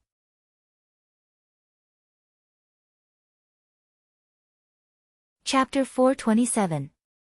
The main force of the Horde spent 2 days traversing the snow-covered mountains, descending west to the hilly region. Until now, the beast men had not seen a single human. Some of the warriors even grumbled that they had lost the chance to kill. However, the conquerors of the Alterac kingdom caught up from behind and triggered their nerves. Their great chieftain assured them that they would soon have that opportunity. Yes, they would have the chance. 3 days ago, when news of Alterac's destruction spread, Lordaeron, and even the entire alliance, had a heated argument. In the command tent of Lordaeron's front line between Silverpine Forest and Tirisful Glades. A noble general roared like a madman, "That kid in the vice-commander's seat is an idiot. We gave him 50,000 troops, but he still let the horde get under our noses." Mograine, who knew Duque the best, mocked him with clear disdain. "If you lead the army, you'll only give 50,000 to those barbaric green monsters. Retreat. Fail. Lose the capital. This is the second in the alliance to lose the capital. Who's next? Lordaeron? Iron Forge or Riptide Keep? Are we competing to see who will fall faster? No, we must keep the initiative in the hands of the people of Lordaeron. Your Majesty, you should use your influence to take back the position of commander and vice-commander." Another duke jumped out and slammed the table, attracting everyone's attention. His suggestion was immediately echoed by many nobles. Bang! Bang! Bang! He slammed the table, and Mograine did the same. As one of the few nobles who was extremely powerful, Mograine was not inferior to anyone in terms of making noise. Watch your mouth. Duke Shade. Changing the commander will only cause more chaos. Mograine's exposed muscles bulged, his veins bulging. The two commanders you speak of have done a good job. Under their leadership, we killed 500,000 beastmen. The only reason for this is that there are too many damned greenskins. The one called Santos did not give up. If His Majesty Menethil leads us, we can kill 1,000,000 orcs. Admittedly, this was a very skillful bootlicker. If it was any other time, King Tyrrhenas would have accepted it with a smile. Unfortunately, this was a time when they needed the help of the allies the most. The King of Lordaeron, who was sitting on the highest seat, said calmly, "If I were the commander, there would be no alliance." The nobles immediately shut up. The white-haired King Tyrrhenas rubbed his temples and turned to look at his best commander, High Lord Mograine. "What is your opinion?" "My Mograine. We can only retreat. The best soldiers of Lordaeron have been transferred here. The remaining city guards can't possibly deal with the core elites of the horde. If the combat power of this horde is as terrifying as Deputy Commander-in-Chief Marcus described," a few of the nobles stood up like cats whose tails had been stepped on. However, Tyrrhenas raised his hand and gestured for them to keep quiet, and they could only hold it in. "We don't have enough soldiers to fight on 2 fronts, so my answer is, yes." Ignoring the murderous gazes of the nobles whose fiefs were in the Tirisful woodlands, Mograine gritted his teeth. "We don't have enough troops to fight on 2 fronts, so my answer is, yes.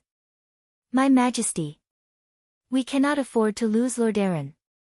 Everyone knew this, but it was a different story when it came to the horde. Everyone knew that the horde was a swarm of locusts that would consume all the resources wherever they went. The horde was a nomadic people, and they had no concept of sustainable development.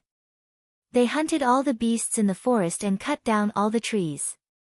When they had no other choice, they would let the laborers feed the animals with plants. For example, the pigs captured from the humans were very much to the beastmen's liking. After fighting in the Silverpine Forest for so long, they had almost destroyed the entire forest. It was summer, and it was difficult to find a tree with green leaves. Once they retreated, the Silverpine Forest would become the template for the future Tirisful woodland. Now that they saw the bitter faces of the Tirisful woodland lords, the lords of Silverpine Forest who had suffered for a long time felt like gloating over their misfortune. However, retreating to Lordaeron was also a painful choice. After being surrounded by the horde from both east and west, Lordaeron would lose all contact with their own territory.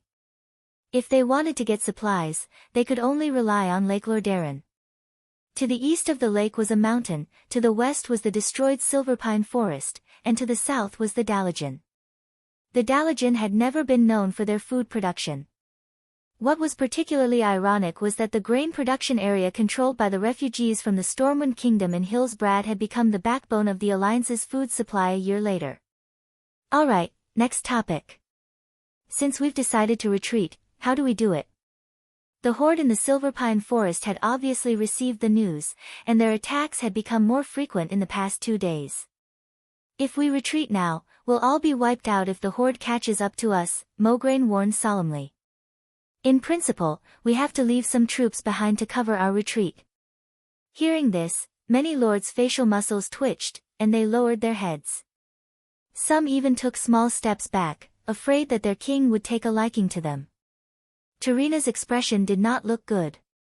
He waved his hand, and a servant immediately handed Mograine a note. I'm not very familiar with military matters. This is an idea that Duque gave me using magic. What do you think?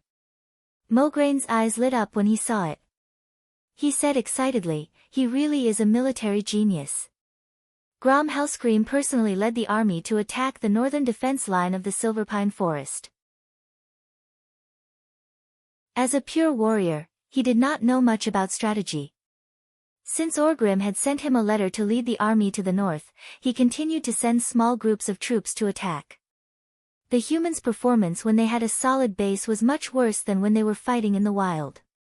If these guys were allowed to return to Lordaeron, it would definitely increase the difficulty of the attack by a few levels. For the past few days, there had been continuous drumming in the north, as if telling the horde that they were on guard. In reality, as soon as the horde's troops got close, the drumming would become more intense, and according to the scale of the horde's attack, more human troops would pour out from the camp. The annoying paladins disappeared for 2 days, and then returned. The Silver Paladins even personally killed small groups of troops. This situation lasted for 3 days, and then Grom suddenly realized that something was wrong. Oh no! The humans are escaping.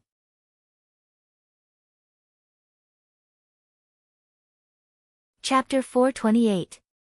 The hanging sheep beating the drum was a trick used by the ancestors of Huaxia. It was definitely something new for the tribes. When Grom led his army towards the Lordaeron camp that had at least 100,000 people, he only saw less than 1,000 cavalrymen and dozens of paladins torturing his small army. Go! Go! On the plains, those with 2 legs could never outrun those with 4 legs. No matter how much Grom stared, he could only watch as the last troops of the Rotterdam kingdom left them in the dust, while the tribe could only eat dirt behind them.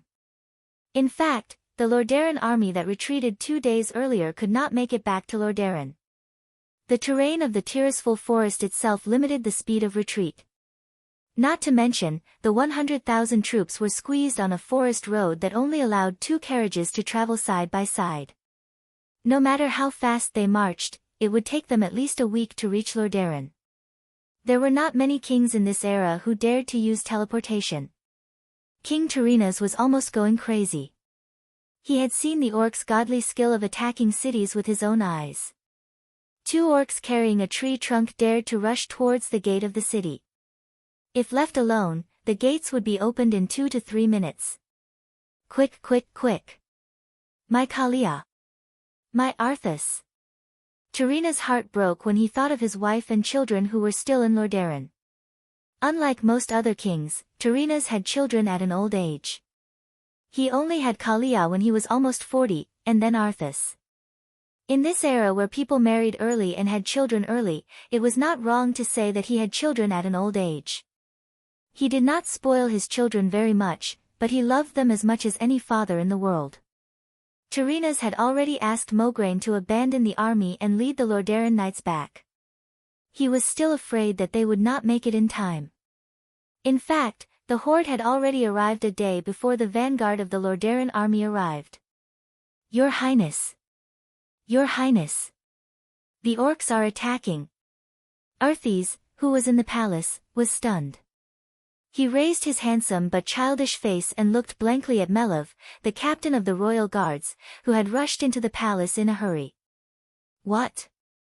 It was not that the Rotterdam kingdom did not receive the news. In fact, when Alterac royal city fell 2 days ago, Duque had already sent a magical message. Duque repeatedly warned that the tribe would likely arrive within 3 days, but none of the people from the Rotterdam could come up with a solution. Many nobles believed that it was impossible for the tribe to reach the broken ridge within 3 days because it would take at least 7 days for the humans to travel by land. When King Tyrrhenas was not in Lordaeron, Arthas was in charge of the kingdom. Of course, the 13-year-old Arthas was already quite assertive, but because of his age, he was still more of a mascot. At this moment, he completely ignored the nobles who were waiting to be summoned and were now whispering in fear. He suddenly stood up and waved his hand, gesturing for Molev to come forward. "The orcs have arrived." "Yes, Your Highness," the guard captain answered quickly. Molev was an experienced soldier. When he was young, Tyrrhenas had promoted him from a border guard to a guard. As time passed, he slowly rose to become the captain of the guards. Arthas knew him very well. Molev wasn't a coward. Right now, his face was pale and his body was trembling. They crossed the Alterac Mountains earlier than expected. In fact, by the time I reported to Your Highness, they should have already advanced to the shores of Lordaeron Lake. Arthas quickly walked past the guard captain and strode out of the inner palace. He practically jogged with the guards through the hall, climbed up the spiral staircase of the nearest tower, and walked to the nearest balcony. The melodious sound of a piano could be heard.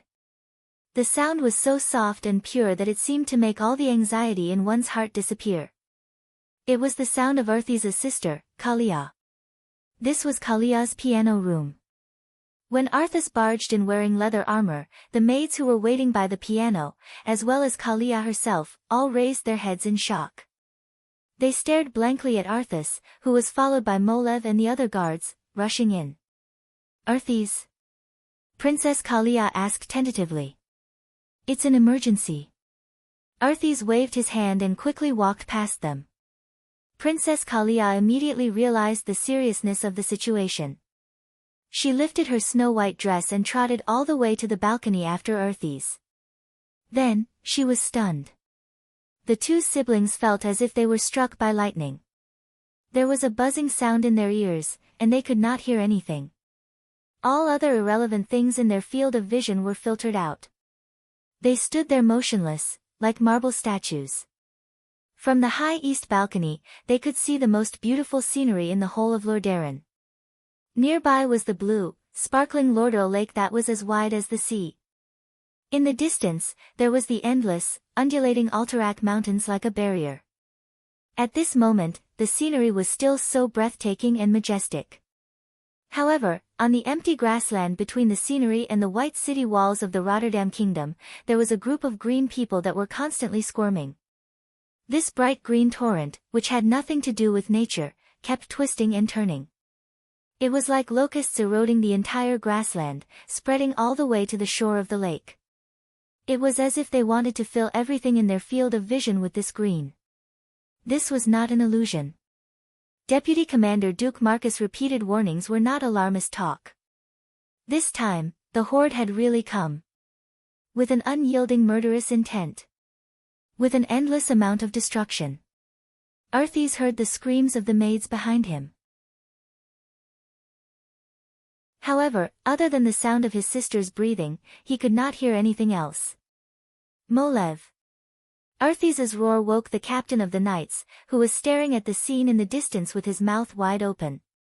"Your Highness." Molev quickly lowered his head. "Sound the alarm. Close the city gates immediately. Get all the soldiers to the top of the wall. Other than defending the city walls, there is no other way to defend against their first wave of attack." Arthas, who was very assertive, made his decision. "But, Your Highness, there are still thousands of refugees waiting for inspection outside the east gate." Arthas' cheek muscles twitched. "Just force the door open. There are at least 3,000 refugees outside." Molev looked like he was about to cry. Arthas slapped him. "Idiot. These 3,000 people are dead for sure. If we sacrifice 300,000 people in Lordaeron to save 3,000 people, we will be the sinners of Lordaeron. Go. Now." The captain covered his face and quickly left.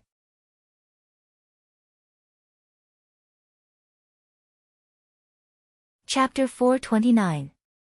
Prince Arthas was right. This was the only way he could save the majority of his people. To be so resolute at such an inexperienced age was definitely a rare and valuable quality. Arthas was also wrong. This was the same as abandoning his own people, even if it was only a small part of them. In this era where sacrifice, courage, and chivalry were emphasized, most kings who were brave enough would choose to send their generals or even personally lead the army to fight for a chance of survival for their citizens who had yet to enter the city. Princess Kalia covered her mouth and nose in shock, looking at Arthas in disbelief. It was as if she had just met Arthas for the first time, and not as a good brother and sister who had been in love with each other for 13 years. Sister. Father took away almost all the generals and mages. He didn't even leave any champion knights for me. Arthas complained angrily. Yes, no matter how brave a general was, he could not lead a group of pigs to victory. The pressure on the western front was too great. In the Silverpine Forest, Grom Hellscream's ferocious attack was undoubtedly the best feint. King Tyrrhenas was forced to take away almost every professional soldier in Lordaeron, except for the royal guards. Other than a small number of archers, most of the soldiers defending the city were farmers who only knew how to use pitchforks a month ago. They could not even put on their armor. Sister, you stay here. After saying this, Arthas left Kalia in a daze and walked down the tower. Molev followed closely behind. Molev. Send a small team of royal guards to stand by. If the east gate is breached, immediately bring my sister to the west and find my father. Your Highness, what about you? As long as the men of the Menethil family are not dead, no one can take Lordaeron away from us. Arthas's voice was sonorous. Send my order. Have all the generals on standby lead their troops to the east gate. Arthas quickly put on a slightly larger set of exquisite armor. This was a gift from his father, King Tyrrhenas, when he was 12 years old. The precocious young Arthas looked mighty and majestic, but that was all. His body hadn't fully grown yet, so he couldn't pick up the warhammer he wanted to use the most. He could only grit his teeth and pick up a large double-edged broadsword. When he rode his horse to the east gate under the escort of the guards, he was shocked to find that the gate was still open. A large number of citizens from the surrounding towns and villages of Rotterdam City had yet to enter the city. Because they were reluctant to part with their life's wealth, they became even more flustered when they heard the rumbling footsteps behind them. They desperately tried to squeeze into the narrow city gate with their belongings. Arthas grabbed the guard's breastplate. I've given the order to close the gates immediately. Why didn't you close the door? Do you want to kill 300,000 citizens of Rotterdam? The guard at the gate argued loudly, but they are our neighbors and good friends. I know quite a few of them. Sister Mary, the traveling merchant Anon who always goes to the Silverpine Forest. They're here. Molev exclaimed. Arthas followed the guard captain's finger and looked to the east. It was different from the view from the balcony of the tower. From this angle, he could first see a small forest a kilometer away, then the lake further away. At this moment, the fastest group of orcs had already rushed out of the small forest. The orcs were charging at a very fast speed. Although they were not as fast as the fastest horses, they were not much different from the full speed of a pack horse. Arthas grabbed the monocular from the hands of a general next to him, and he immediately saw a shocking scene. These green-skinned beasts had the same body size as the strongest humans. They had explosive muscles and huge beast-like heads. However, he couldn't see any large siege weapons, except for some heavy logs that he thought were giant warhammers, and some crudely made but shockingly long ladders. What shocked Arthas the most was that the height of these ladders matched the height of the city walls of Rotterdam.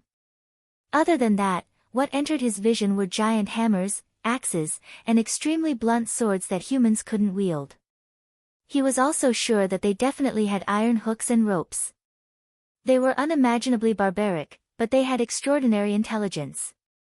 Ah! The people under the city gate screamed even louder. They crazily squeezed into the city gate, pushing and shoving each other. The more panicked they were, the more they squeezed into the city gate. The drawbridge of the moat was filled with people and animals pulling carts. Arthes's eyes almost popped out of his head when he saw a carriage overturned on the drawbridge. A horrifying scene appeared in his and the other guards' minds.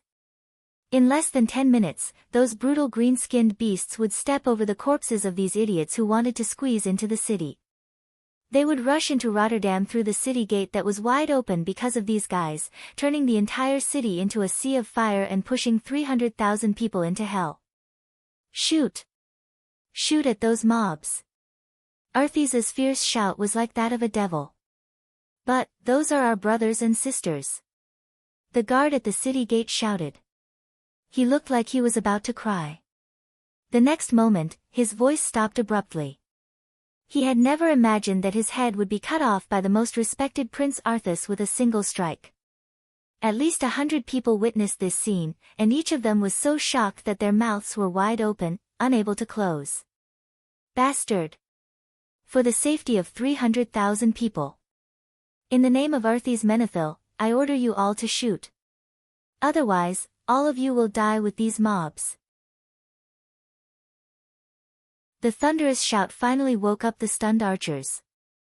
They gritted their teeth with tears in their eyes and started shooting. The citizens of Rotterdam who were rushing into the city cried even louder. They would never imagine the scene of their own country's soldiers shooting at them even in their nightmares. Almost instantly, there was not a single living creature on the entire drawbridge. The citizens near the moat beside the drawbridge screamed in fear and scrambled to escape from this land of death. Shoot anyone who dares to go near the drawbridge. Arthes shouted with tears in his eyes, Melev, take some people and push everything on the drawbridge into the moat. Then, raise the drawbridge as fast as possible. Melev did as he was told. They pulled every single citizen who was still in shock into the city and pushed most of the corpses and debris into the moat.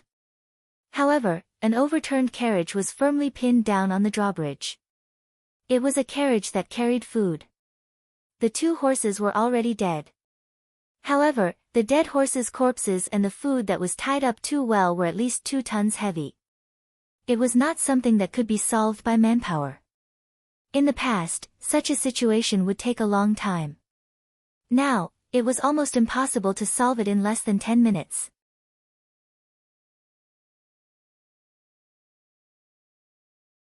Chapter 430. In the distance, Orgrim was overjoyed at the sight. Ancestors above. Attack that gate. The great chief's voice inspired every beast-man around him. The beast-men who did not participate in the destruction of Alterac shouted loudly. The great chief had promised that they would have the chance to kill and destroy. Now, it was time for the great chief to fulfill his promise. The beast-man warriors seemed to be on steroids. Their footsteps quickened as they charged forward. On the other side, Arthas was distraught. Some sharp-eyed archers saw to him that the orcs were carrying some crude, pre-made bridges to cross the moat. This kind of preparation was very different from what he knew of the beast-men. Furthermore, those huge wooden bridges were not something that humans could carry. But in his field of vision, there were only 2 beast-men carrying these wooden bridges. The most unimaginable thing was that these beast-men were actually wearing thick iron armor. What kind of terrifying power was this? From the tower, the beast-men looked like ants swarming across the empty space. They quickly rushed across the empty space and approached the city walls. Arthas was shocked by the sheer number of them. These brutal beasts killed more than 2,000 people who were still lingering outside the moat in front of the Lordaeron guards as if they were cutting melons and vegetables. No, some people looked at the beast-men with hatred, while others secretly glanced at Prince Arthas. Arthas did not notice, because the beast-men had already filled his eyes. Now, from the nearest point of his field of vision to the far distance, to the grasslands and groves by the edge of Lordermere Lake, to the valley where the cliffs of the mountains split open, he saw a dense crowd of orcs. His dream of waiting for his father to lead the army back was shattered. The horde was already there. They filled the valley and surrounded the city. Now the whole city looked like a dead leaf on a tree in autumn, about to fall.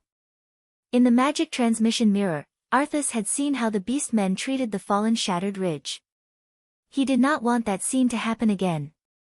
The young prince worked hard. He had initially ordered the ballistae to shoot at the beast men, but the effect was terrible. If it was a human army that was lined up neatly, one shot from a ballista could kill at least 10 people. The orcs who were charging in a scattered manner were clearly the bane of ballistae, which dealt high single-target damage but did not have large AoE attacks. Most of the ballistae did not hit their targets, which made the already flustered defenders very frustrated. Soon, the orcs entered the range of the archers. Fire! The scene of the enemies falling to the ground one after another did not happen. These terrifying monsters were wearing armor that was thicker than that of humans. Just by hearing the clanking of arrows, Arthes estimated that the armor of these monsters was at least a third of an inch, 8 millimeters, thick. Arthes suddenly came to a realization. That's right. The military manual that was personally written by the Alliance's Vice Commander Duke Marcus and distributed to all the Alliance's high-ranking generals had a line that said that bows and arrows were useless against the strong orcs. Only heavy javelins could kill orcs better. Javelins! Where are our javelins? Arthes bellowed. They've all been transferred away by His Majesty. Molev said with a sad face. In the midst of hesitation and panic, a large number of orcs had already rushed past the firing range of the long-range weapons. Thousands of orcs threw crude wooden bridges onto the moat, and some orcs who could not wait any longer even began to cross the river. Arthes' heart sank. It was midsummer, and because of the temperature, the water level of the entire Lordamir Lake had dropped. The water level of the moat that connected to Lordamir Lake had also dropped. It was only about 2 meters deep. To most humans, this was a disaster. But for the huge and burly orcs, who were over 7 feet, 1 m, tall, it was a depth that they could easily cross. He did not know why the orcs were so confident that they could directly jump into the water, but it was obvious that the orcs had planned this beforehand, and they had succeeded. The orcs either rushed over the bridge or crossed the river with crude shields to protect their heads. The orcs began to use huge wooden ladders to climb the city wall. Because the wooden ladders were generally too heavy and had barbs, the defenders could not push them away at all. The gate can't hold on any longer. A scream made Arthes tremble. Only 4 orcs rushed over the suspension bridge, and they used huge logs as battering rams to violently attack the gate. The gorgeous white gate seemed to be on the verge of collapse. If the huge gate had not been well covered with iron sheets, the huge impact alone would have been enough to blow the gate open. From this angle, Arthes could not see the whole thing clearly, but he could hear the sound of wood cracking and metal twisting. Arthes knew that the gate would not be able to hold on for long. The Prince of Lordamir shook his head frantically, trying to put the shouts behind him.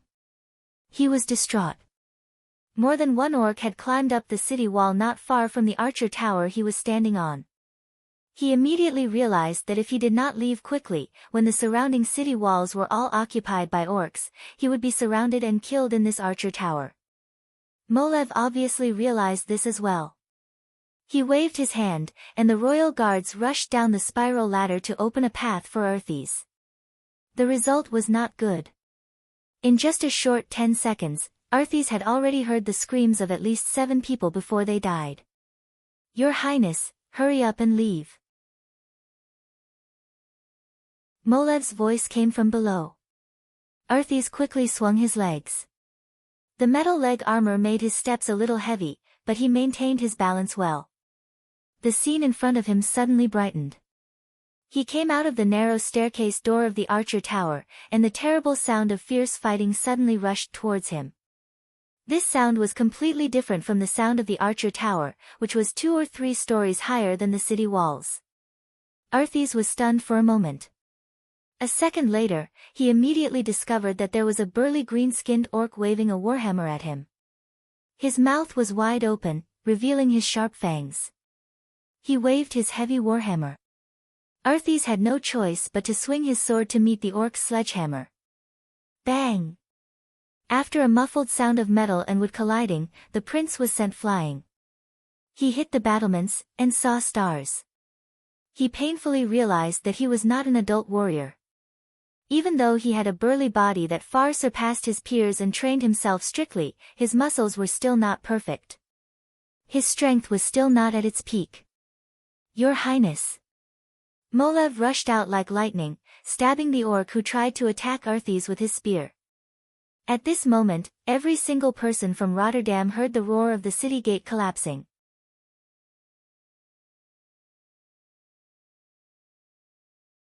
Chapter 431. The moment Arthes stood on the city wall again, he felt the heavy impact. The vibration made his teeth chatter, and his arm armor hit his leg armor, producing a clear knocking sound. Even the battlements beside him were shaking. Although it was not a good thing to let the orcs cross the city wall and enter the city, it was better to let the orcs climb the city wall than to let them pass through the city gate quickly. At least the guards on the city wall had not given up. Behind them was the city of Lordaeron where their families were. This gave the guards great courage. Under the command of the low-ranking officers, they used their spears to kill the orcs even though their hands were trembling. If there is no way to form a tight formation to fight against the orcs, then for the unskilled recruits, using spears will at least have a better chance of killing the orcs than using swords and shields. Yes.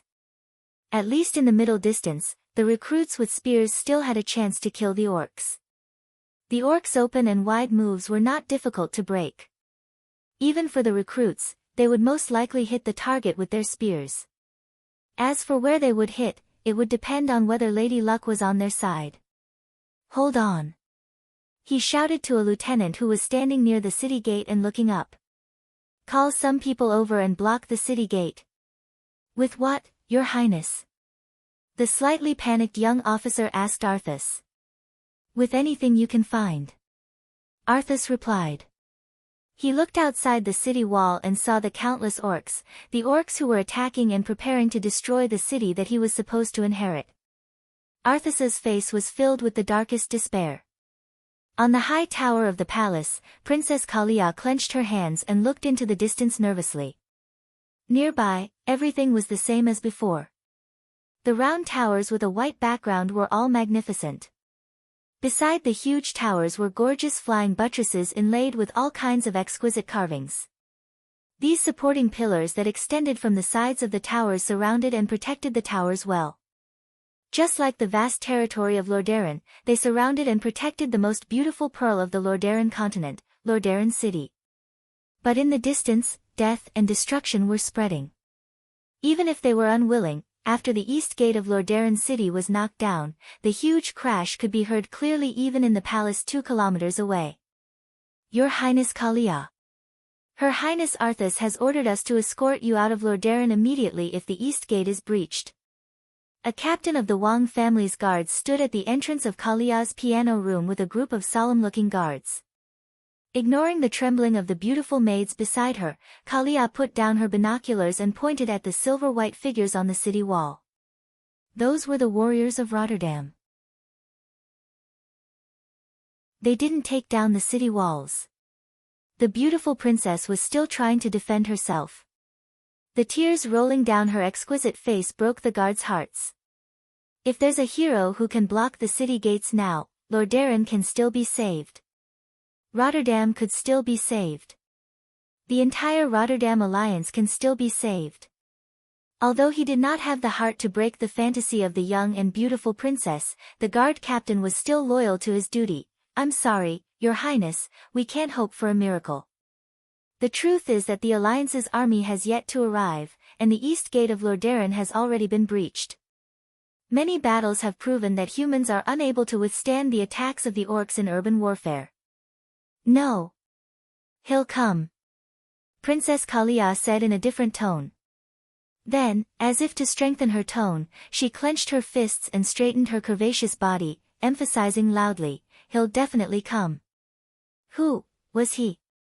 The guards did not know, but every maid beside Kalia knew. Who was that he? Ever since he gave the princess that unique and beautiful magic rose, her heart had been captured by him. Every night, she would dream of him. Every morning, reading the battle reports about him was the most important morning lesson for the princess.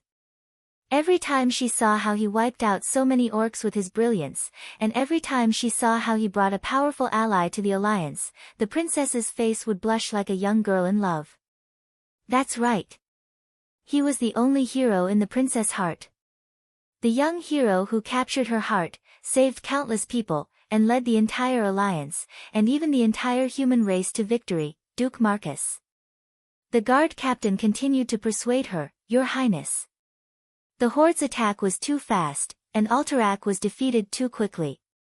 They couldn't even form a decent line of defense. Sir Marcus is not a god. He can't create so many troops out of thin air to save Lordaeron. His Majesty's vanguard will take at least a day to arrive." "No, he'll come. Even if he's alone, he'll come. He's the hero of the Alliance. He's saved countless people who were persecuted by the Horde. He'll definitely come to save Lordaeron, save." Kalia wanted to say, "Save me," but when the words came to her mouth, she suddenly realized that there was nothing between her and Duque. Ever since that meeting, the two of them had not communicated at all. And what made her even more depressed was that Duque seemed to be infatuated with a female High Elf Ranger General.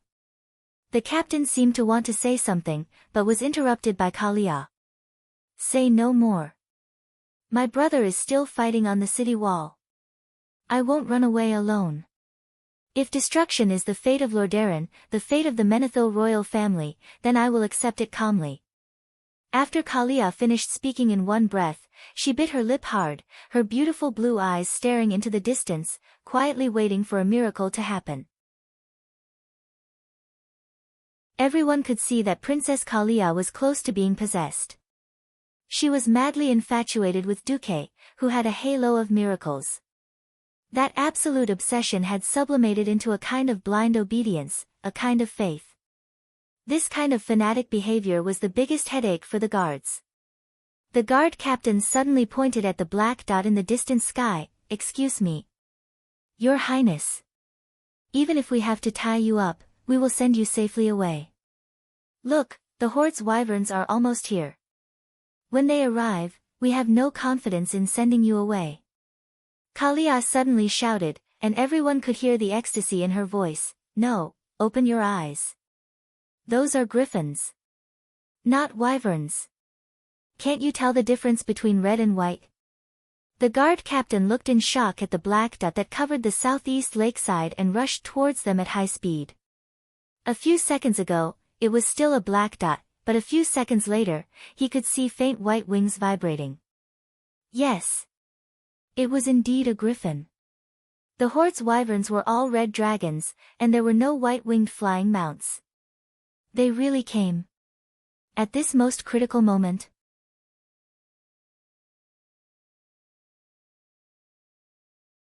Chapter 432. The city could not be defended. Without reinforcements, they could only unleash 50% of their 100 combat power unless they were destined to be massacred. However, it was different with reinforcements. They could unleash 200% of their combat power. Duque was here. He really came. With an army of nearly 1,000 griffins. Before the griffins arrived, Duque moved. A series of flashing lights appeared in the air. The lights were so short and continuous that they left a long and huge arc in people's eyes. It went straight from the sky to the east gate of Rotterdam. At this moment, when Rotterdam, the core of the alliance, was about to fall, Duque arrived. Ha! There was a loud sound in the sky, and Duque made his appearance. The water elements in the air were gathering at a high speed, and the water in the moat was rising. Under the gaze of tens of thousands of orc and human warriors, Duque gathered a large amount of water and poured it into the entire city gate in just a few seconds. In just an instant, the city gate that was already open was completely blocked by a huge block of ice. Orgrim. Have you asked for my permission before attacking Rotterdam? A loud shout, amplified by magic, penetrated the entire orc formation and reached far away. Standing proudly on the city wall, Duque's mage robe fluttered in the bloody wind. His iconic hand of magic covered the entire sky above the east gate, and countless tricolored frostfire arcane missiles rained down on every orc's head. The soldiers of Rotterdam were often fighting a bloody battle just a moment ago, but in the next instant, they were shocked to find that the fierce and powerful enemies in front of them had already been blasted in half by a terrifyingly accurate magic spell. All of a sudden, with the East Gate as the center, the orcs within 200 meters were emptied. After a short moment of shock, the entire city wall immediately burst into thunderous cheers. Long live the Alliance! Long live Lord Marcus! God bless Rotterdam! At this moment, Arthas, who was retreating to the palace under the cover of the royal guards, suddenly realized that the situation behind him had changed. The city gate at the end of the long street was blocked by a huge translucent block of ice. Arthas turned around just in time to see the horde that had just charged into the city being instantly killed by a gorgeous magic. Countless white hands of magic rained down from the sky. The only one who could do this was the legendary vice-commander of the Alliance, Duke Marcus, who had inherited the title of Hundred-Handed Reaper from his master. Looking at the magnificent magic attacks and the dwarf griffin knights hovering above the city walls and killing the horde with their thunder hammers, Arthas suddenly felt ridiculous. If I knew this would happen, I wouldn't have run. The griffin flew towards a tall tower near the city walls. When it almost stopped, an agile elven ranger jumped down from the griffin's back and stood on top of the tower, raining down arrows outside the city. The extraordinary archery skills of the elven rangers were on full display at this moment. They could shoot arrows with a long parabola just by feeling, and with the help of the tower, they could extend the range to more than 200 meters. The griffin knights that flew back to the battlefield did not use their usual trick of letting the griffin swoop down to kill the orcs. Instead, they dropped a large number of strangely shaped metal objects. These large bombs produced by the goblins were more lethal than iron grenades. Once they were hit by an impact, they would immediately explode violently. The battlefield was suddenly filled with explosions, and corpses and broken limbs were everywhere. Watching this scene from afar, Orgrim's face turned green again. Duque was definitely the only one who could make the great chief's brown-red face turn green again and again. Duque, Marcus, to Orgrim, to the entire horde, this name was almost a nightmare. No, not a nightmare, but a terrifying existence that had been upgraded to a curse. Again and again. Again and again. Every time the horde saw the hope of complete victory, there would always be Duque or Duque's creation to stop the horde from achieving complete victory. It was impossible for Duque to be like the gods of legend, leaving his avatars in every corner of the world at the same time. On every battlefield, there were legends about Duque. His stratagems, his commanders, the strange but effective mechanical creations he invented, they almost always restrained the horde's offensive. Orgrim could not help but wonder if the heavens had specially sent Duque to deal with their horde. If there was no Duque, the horde would have conquered half of the world of Azeroth. On the other side, on the balcony of the palace tower, the maids who had just exclaimed were silent. The royal guards standing at the side were dumbfounded. Everyone looked at Princess Kalia, who was shouting on the balcony, in a daze. Holy light above! It's Duque! Oh, my hero! He has come to save me! He has come to save the entire Lordaeron city! Duque! Duque! Duque! Laughing and shouting, Princess Kalia, who was usually gentle, virtuous, and so dignified that she could be called the model of a lady in the entire Lordaeron, was at this moment venting the grievances and fear in her heart. Every young girl had the dream of a prince on a white horse. The brutal orcs had attacked. When her father was not around, when there was no minister or general around her that she could rely on, when her young brother could not stop the enemy's invasion, when she was already pessimistic and desperate, ready to die for her country, Duque had come. Riding on a pure white griffin. A beautiful, majestic, and legendary griffin. Just as she had prayed and hoped for, Duque had come at the most crucial moment. As a savior, he had used his supreme magic to save Lordaeron city. Kalia could not describe the ecstasy and excitement in her heart. She only knew that the fanatical worship had ignited every cell in her body. She only knew that her soul would be branded with Duque's name from now on. She kept shouting Duque's name loudly, like a fanatic worshipping a god, willing to burn her life for him. After slightly repelling the horde, Duque suddenly appeared in front of the stunned Prince Arthas with a few flashes. The guards instinctively got into a fighting stance, and when they saw Duque's alliance emblem, they immediately breathed a sigh of relief. "Are you Prince Arthas Menethil?" "I am the Alliance's deputy commander, Duke Marcus." Arthas wanted to take a good look at this legendary figure of the Alliance, who looked to be slightly shorter than him and only a few years older than him. But he knew that the military situation was urgent, and quickly said, "I am Arthas. Does the deputy commander have any orders?" "The situation is urgent. I need your highness's authorization to open the teleportation circle in the east of Lordaeron City, as well as the control of all the magic towers in the entire eastern city."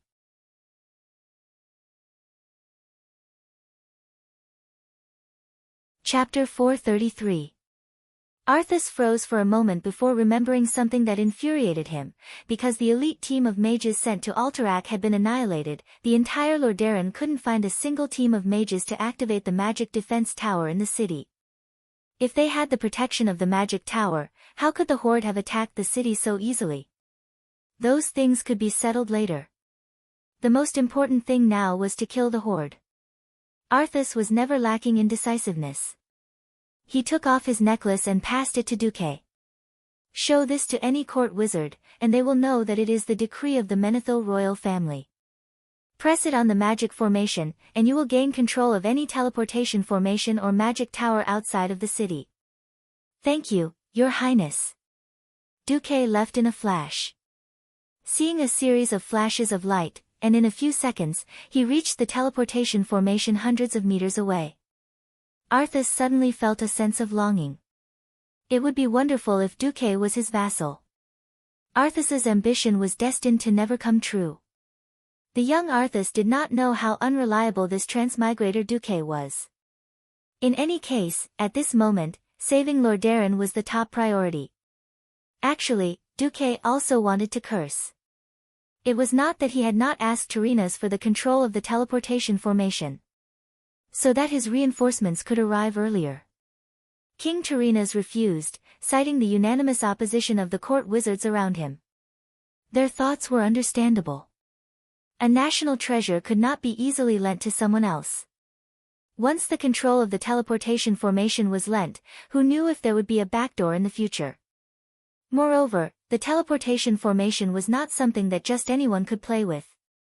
Generally speaking, a Morningstar wizard who was more familiar with spatial magic could guarantee that nothing would happen when they teleported to a city with a teleportation formation.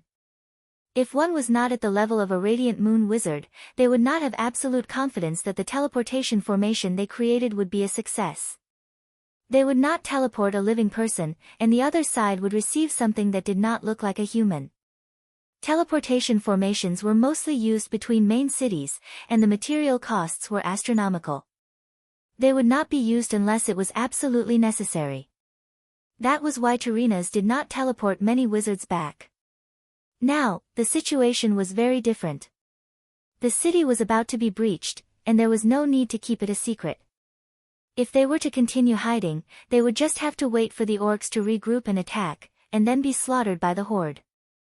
When Duque appeared near the portal and saw the necklace Duque took out, the captain and the court mage heaved a sigh of relief. It seemed that they had already discussed the problem of the portal. Obviously, handing it over to Duque was the most ideal choice. Duque did not argue and quickly took control of the portal. Of course, Duque's work was definitely different from that of an ordinary mage. No mage could be like Duque, who secretly made a copy of the teleportation portal and all the spatial coordinates of the entire Rotterdam city while activating the authority of the portal. In the name of Menethil, open the portal. The soldiers of the Rotterdam kingdom were shocked to discover that several teleportation portals near the eastern city wall had suddenly opened, and a large number of elves were rushing out of the blue and white illusory teleportation portals. Not only were there many rangers with longbows and at least 3 quivers on their backs, but there were also a few infantrymen and mages in long robes. Apart from Duque, if anyone could control the situation, they would realize that the number of elven wizards in Rotterdam City had exceeded 500. The organization of high elven wizards was completely different from that of human wizards. For human wizards, a sky wizard was usually the captain, and the ones leading them were mostly morning stars. After all, a radiant moon wizard was usually the chief court mage of a certain palace. When the battle was at its most intense, the mages under the command of the wizards would even be assigned apprentices who could only cast fireballs to make up the numbers. The high elven wizards, sky wizards, usually took up half of the high elven wizards, while the remaining 40% were earth wizards and 10% were morning stars. The ones leading them were definitely radiant moon wizards. On the surface, the Dalajan had 8 radiant moons, while Kuel's Salis had 50. Fortunately, in terms of military strength, both Kuel's Salis and the Dalajan only had 1 Breaking Dawn wizard each. Otherwise, the Dalajan wizards would have to bow their heads in submission. When the teleportation gate next to Duque opened, a female elven wizard with a hot figure and a robe with very little fabric walked out first, followed by 2 elven rangers that Duque recognized. Then came the other soldiers, rangers and wizards. Esteemed Vice Commander Marcus of the Rotterdam Alliance, Marion Firewing, the leader of the first wizard group of the Kuel's Salis frontline army of the Rotterdam Alliance, pays my respects to you. The radiant moon elven wizard's robe had very little fabric, and Duque retracted his gaze after a single glance. Damn it! This robe was almost comparable to the Insight magic robe that Duque had worn before he transmigrated. It had a high slit on the legs and a heart-shaped hollowness on the chest. Did you come to fight a war or catch a rich man? The other 2 fellows were much more pleasing to the eye. In fact, they could be considered old friends. Brigadier General Roselma Theron and her subordinates reporting to Sir Marcus. Brigadier General Haduran Brightwing reporting to Sir Marcus.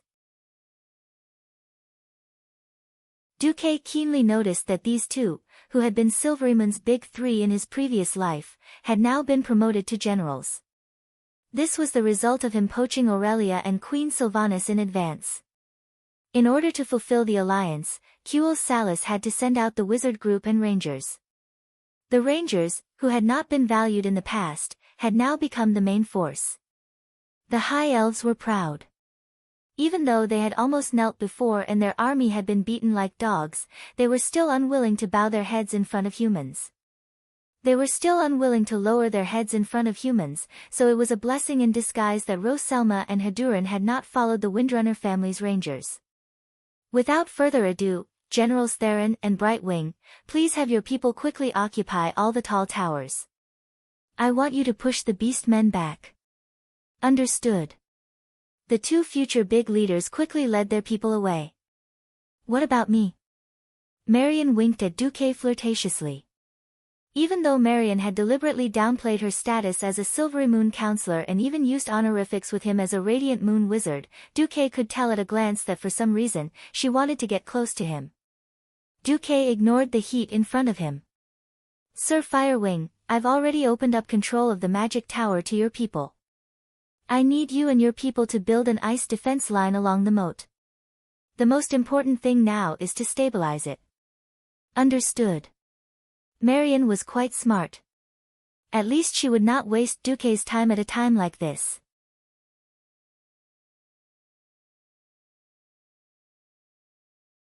Chapter 434. A few minutes later, the dozens of mage towers standing near the eastern city wall released a cold wind at the same time.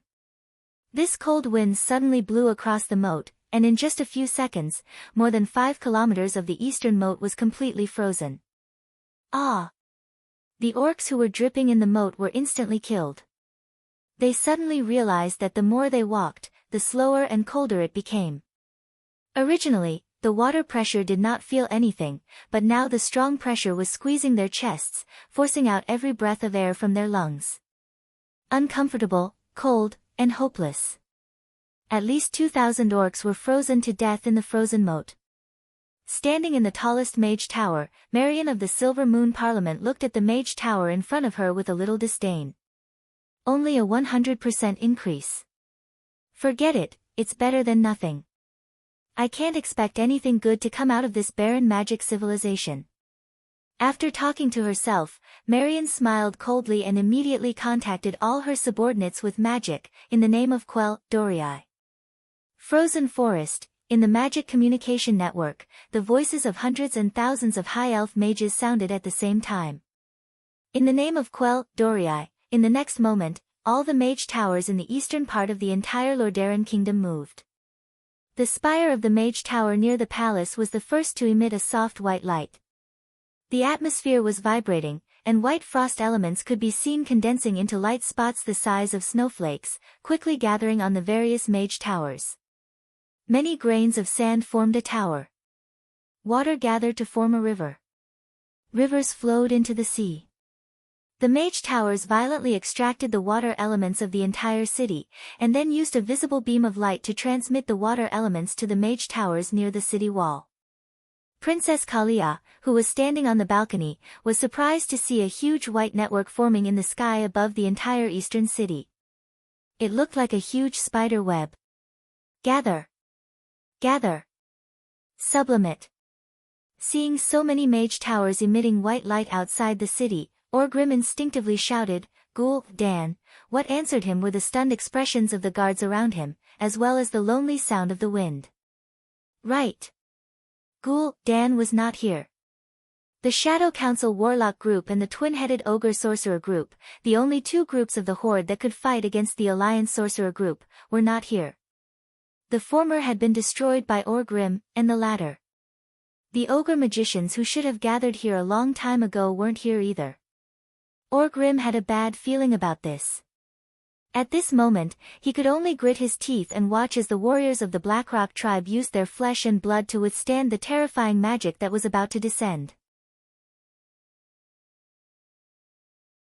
It was only at times like this that Orgrim could truly feel the importance of the warlocks and mages of the Horde that he loved and hated.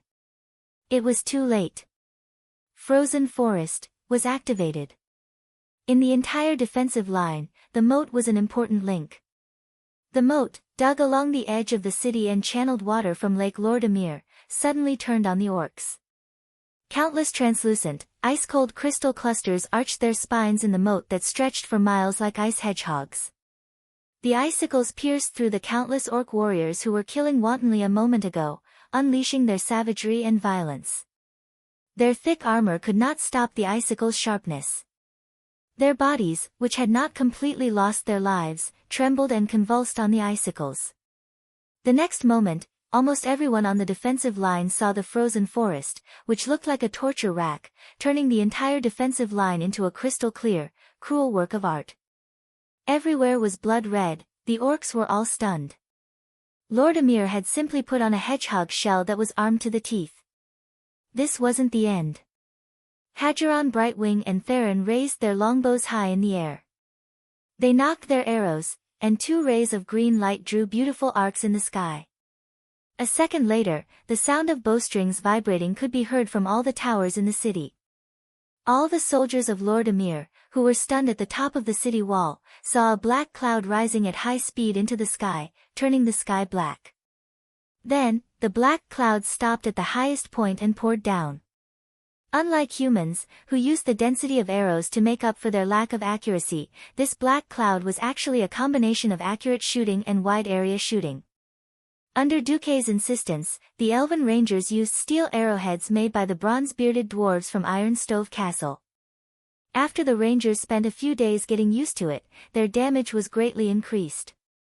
Many orcs could be seen to have their vitals pierced even after making dodging and blocking movements.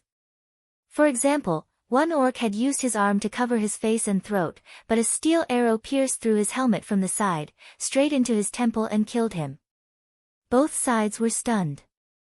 Within 30 meters of the moat, there was not a single orc alive. Attack? Or not attack? This was a serious question. We can't retreat. We must attack. If we miss today, we might not have the chance to take down the core capital of the Alliance so easily in the future. Orgrim roared. His plan was right. He had finally found a chance to deal a heavy blow to the core kingdom of the Alliance. He could not give it up just like that. After the brief ecstasy of destroying Alterac, Orgrim finally realized that he had to destroy the will of the humans, elves, and dwarves to resist. The 10 countries of the Alliance, 7 human kingdoms, 2 dwarven kingdoms, and a high elf. Today, the Horde did not have the absolute upper hand in terms of combat power. A protracted war was something the Horde did not want to see. The Horde was rapidly weakening. Orgrim knew that if they could not defeat the Alliance within this year, and turn the battle into a war of annihilation, the Horde would most likely be counterattacked and lose all the territory they had conquered. Orgrim gave Samuro a look, then waved his hand at the 2 troll chiefs. Immediately, the trolls and the sword sages of the Fireblade clan pressed forward. The trolls and elves had been fighting for thousands of years, and knew each other very well. The trolls would never lose to the elven rangers. Under the cover of hundreds of orc warriors with human tower shields, thousands of trolls approached the city walls fearlessly, and started shooting at the elven rangers. The powerful and heavy javelins shot towards the tower with a momentum that almost defied gravity. Even if they missed, the javelins would still cause rocks to fly everywhere when they hit the top of the tower.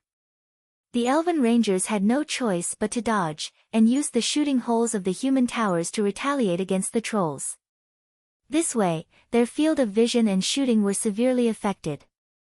At the same time, the agile sword sages leaped up the city walls through the gaps in the ice crystal forest, crossed the city walls, and aimed at the elven mages in the mage towers.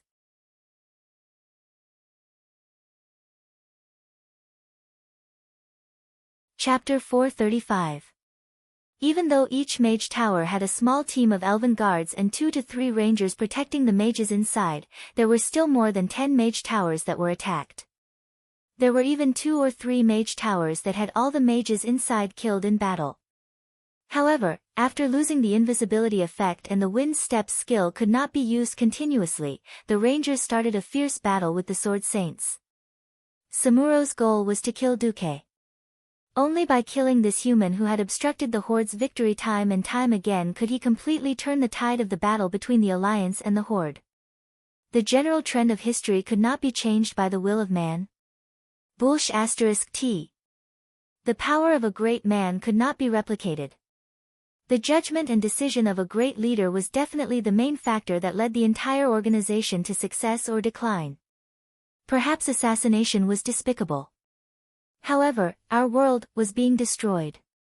For the orcs' way out and to win this race war, Samuro felt that he was duty-bound. He also knew that this was a very, very risky move, but his warrior's blood was stimulating him. The rapid secretion of adrenaline in his body made him fall into a very excited state. His heart was beating faster and every blood vessel in his body was circulating at a high speed. However, his mind was blank. He pounced at Duque, who was on a mage tower at high speed. When he saw Duque, who was originally looking into the distance expressionlessly, suddenly looking at him and his team of sword saints, a cruel and cold smile appeared at the corner of his mouth. It was the smile of a hunter looking at his prey. Not good. Duque was prepared. That's right. From the moment Samuro killed Eden Piraeus, Duque was determined to kill Samuro and the sword saints of the Fireblade clan. One could be a thief for 1,000 days, but not a thief for 1,000 days. Apart from the disgusting undead clan, there was only one Duque in the world who could be resurrected. The other important members, even Lothar, who was the best at fighting, did not dare to say that he could definitely dodge Samuro's sneak attack. The other Fireblade sword saints were easy to deal with, but Samuro had to die. He had the highest tier of Gale Steps and Fatal Strike skills, and he had a wealth of battle experience. If he couldn't assassinate him, he would fight him head-on. If he couldn't defeat him head-on, he would run.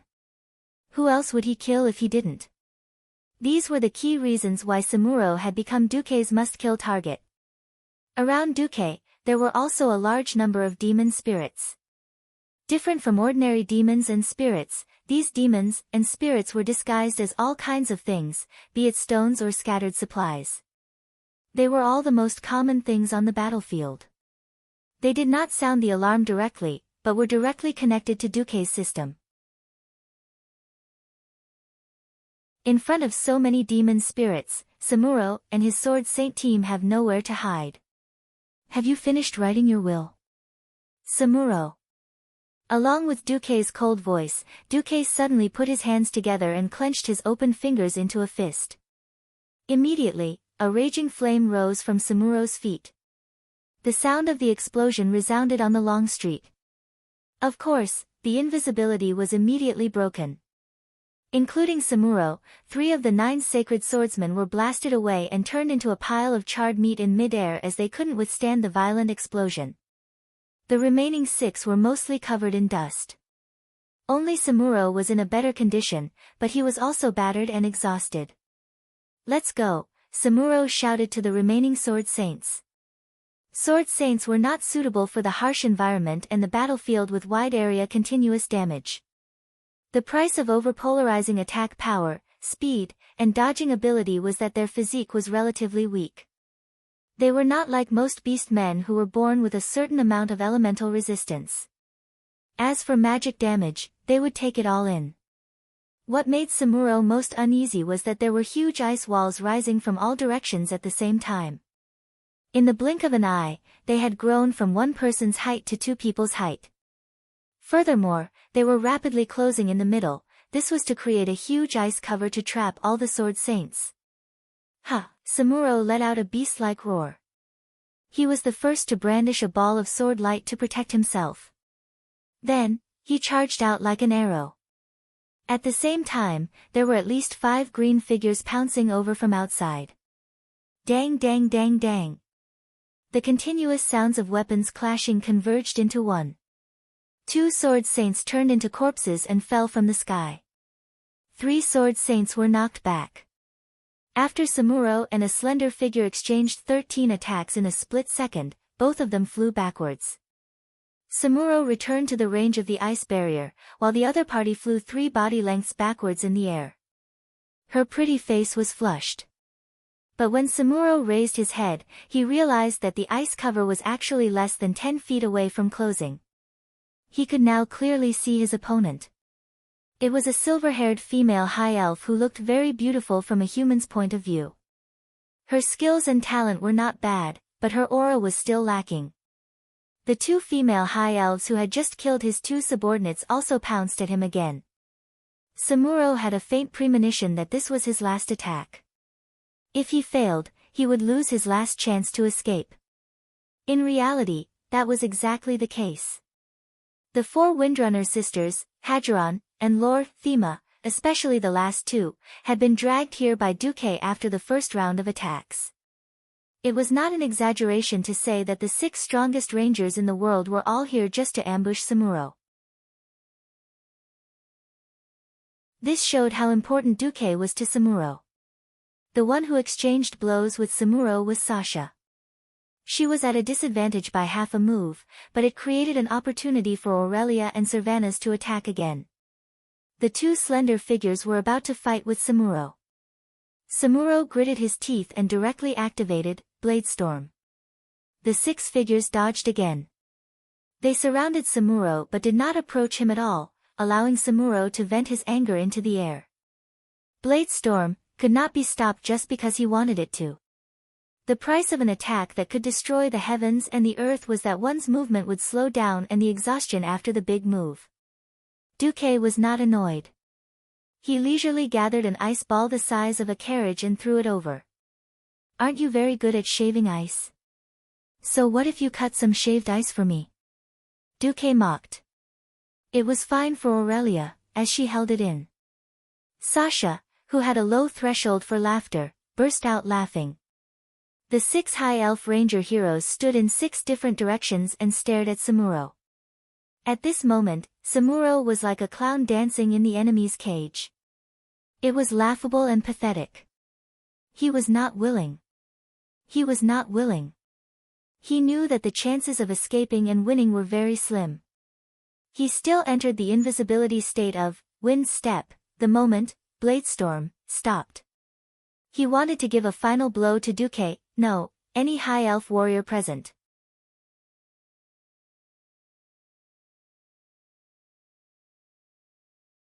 Chapter 436. Unfortunately, Samuro was hit. 6 flares shot out in an instant, teaching him and the sword saint who followed him a lesson. Flares, a common skill of hunters and rangers. This wasn't a skill that could bring out thieves and sword saints who were in stealth with a light bullet that emitted light and heat. It had nothing to do with science or physics. Flares contained the extension of the ranger's willpower. Was there something distorting the light? Was there an invisible creature expelling the air? Everything became visible under the flares that condensed the ranger's willpower. That was why hunters and rangers could only use 1 flare at a time. Now, 6 top rangers were shooting flares at the same time. If there were 2 less, Samuro might still have a chance to escape. Unfortunately, there were 6 of them, covering all directions. Samuro was immediately illuminated. The moment the burly green figure was illuminated, Samuro stopped moving. His muscles were still strong and full of strength. His body still looked extremely strong, but everyone knew that he was weak. He was the hero in the eyes of the tribe, the thorn in the flesh of the alliance, the nightmare of the kings. Unfortunately, all of Samuro's fame would become history in a while. Humph. Ugh. The sword saint who had been beaten back into the ice shield let out the last groan of his life. In order not to affect Samuro's last chance to escape as the new chief of the Fire Blade clan, they would try their best not to disturb Samuro even if they had to die. In the end, a teardrop from his left eye tore open Samuro's determined face. Without any words, he ignored the 6 elven ranger heroes who were ready to make a move and just looked up at Duque who was on top of the mage tower. Duque sighed. He admired Samuro's courage. It had nothing to do with the camp, but purely because of Samuro's spirit. Unfortunately, admiration was admiration and understanding was understanding. This didn't mean that Duque was going to give up his position as a human and lick the boots of a tribe's hero. The enemy's hero, my enemies. Duque didn't say anything either. With a knife-hand posture, he slammed down heavily. Loktarogar. He would rather die than win. The resonant roar was the epitaph of the orc sacred swordsman hero, Samuro. On the other side, Orgrim took advantage of the fact that the trolls and orc sword saints were temporarily suppressing the long-range attackers on top of the city walls. More orcs surged forward, violently smashing all the protruding icicles with their giant warhammers. Then, ignoring the dwarf griffin knights that frequently flew across the sky to launch surprise attacks, they stepped on the corpses of their fellow orcs and launched an even more ferocious attack on the wall. Arthes, who had just left the city wall, returned to the city wall under the escort of the guards. Although he was not at the front line, his appearance still greatly encouraged the soldiers. At the same time, the generals and their soldiers who had rushed over from all over the city had also replenished the defensive line.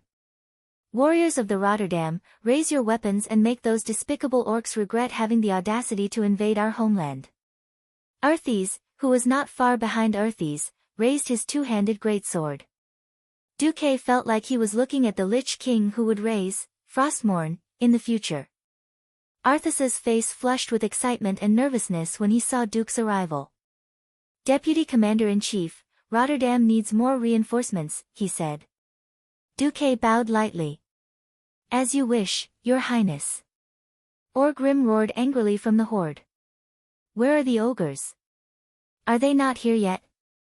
How many more are behind us? The ogres are too slow. They are still stuck on the mountain path, Zulusid replied. You know that other than the twin-headed ogre mage, no one can command those idiots better. Then what about our men? The mountain path is too narrow. We have at least 2 clans behind us. When the horde counted the number of people in the army, they would usually use the large clans as a unit. A single clan would mean 10,000 people. Tell them to hurry up. In order to maximize the effect of the surprise attack, Orgrim ordered the vanguard to attack as soon as they left the mountain. In fact, without Duque, the horde would have already invaded Rotterdam and entered a meat grinder. At this moment, 3 bright red flares were shot into the sky. The bad premonition in Orgrim's heart grew stronger by the second. At the far end of the battlefield, near the lake between Lake Rotterdam and the Alterac Mountains, a huge cloud of dust suddenly appeared. The sound of horse hooves piercing through the clouds shook the entire battlefield. To be honest, due to the terrain, the horde did not have many opportunities to fight against the human cavalry. However, this did not mean that Orgrim did not know how terrifying the cavalry was. During the first battle in the Elven Forest, the warriors of the horde had also encountered the cavalry. The scale of the cavalry was not large, and in Orgrim's eyes, it was the only army that the humans could fight against the orc infantry. Not good. Orgrim cried out in shock. The timing of the cavalry's arrival was too cruel. It was the exact moment when the horde could not spare any strength to attack. On the southeast side of the lake, 3 huge flags were fluttering in the wind. The Alterac Mountain Eagle flag with an orange background. The Highland Knights flag with a red background. The Golden Lion flag of Stormwind with a blue background. No one would have thought that long before the fall of Alterac, Duque had already transferred the Highland Knights and the Royal Knights of Stormwind here. Now, after joining General Haas's Eagle Knights, there were as many as 2,500 knights and 7,000 cavalrymen gathered at the lakeside. They rode their horses to the battlefield from their hiding place and quickly spread out their formation. The 3 generals stepped out. For the fall of Alterac. General Haas closed his visor. For the blood debt of the Earthy Highlands. King Salas Tolbane held his lance. For the destruction of Stormwind City and the wrath of the kingdom. King Lang Rin raised his sword high. Charge! Bolvar Fordragon took the lead and opened the way. He was like a spear, holding his war hammer in front of him. He stabbed his horse with a spur, and in pain, the horse charged at the orc army at high speed. Most of the orcs were focused on the city wall. The white wall was unexpectedly strong, and only a few dents appeared under their fierce attacks. Only a few of the orcs heard Orgrim's command and turned around to stop the horsemen and riders from advancing.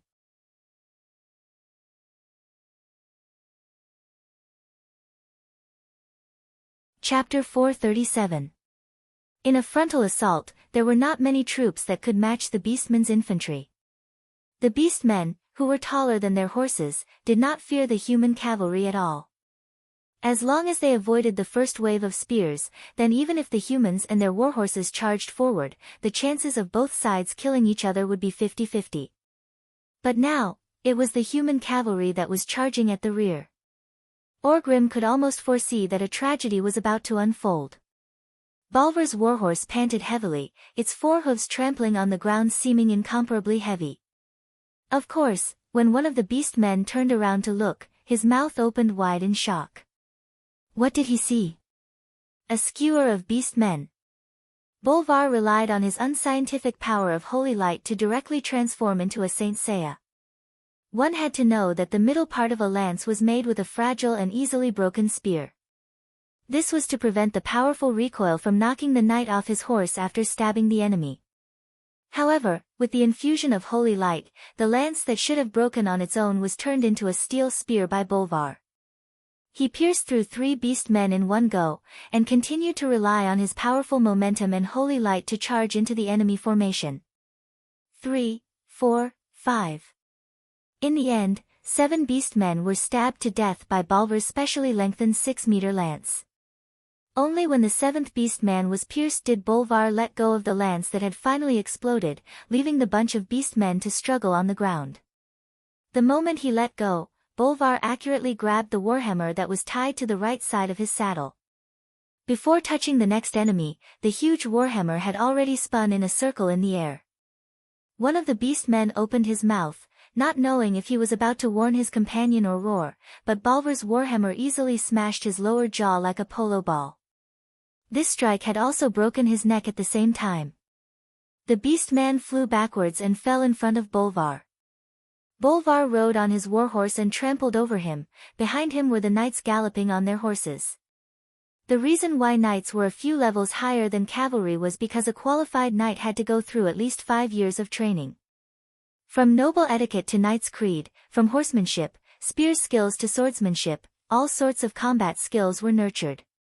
It was not an exaggeration to say that the effort needed to nurture a qualified knight was enough to nurture 100 cavalry.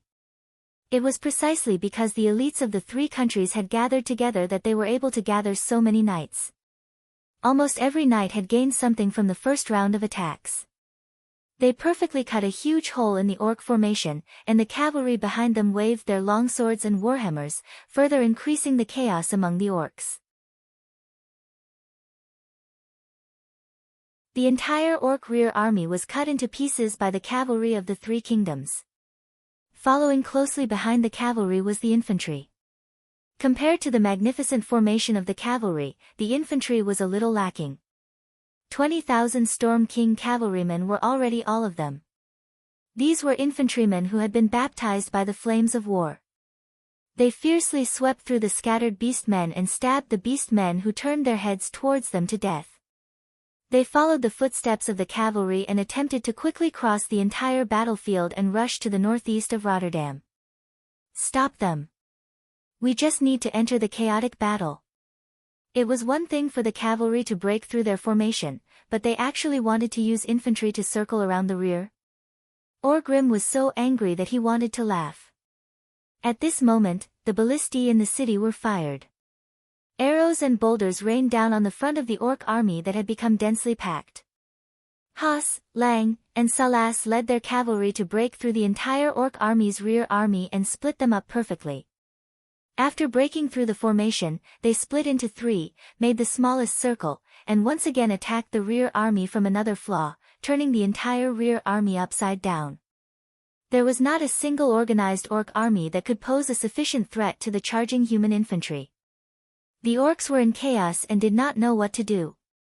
But when they faced the city wall, the Alliance army attacked them from the rear, and when they turned their heads towards the cavalry, they were attacked by the city guards. They had not broken through the city wall yet, so they could not retreat into the city. If they continued fighting like this, they would only be bleeding in the chaos. Orgrim was inexplicably shocked. This was simply beyond all the military knowledge of the orcs.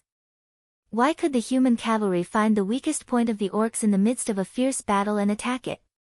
Why did they not attack the seemingly weak points of the elite orcs that were lying in ambush? Why? On the Tower of Lordaeron, Arthas looked at Duque, who was giving orders beside him, in shock. Magic communication was only suitable for fixed-point communication. When moving, there was no spatial positioning, so there was no way to receive the message. Duque had a better idea.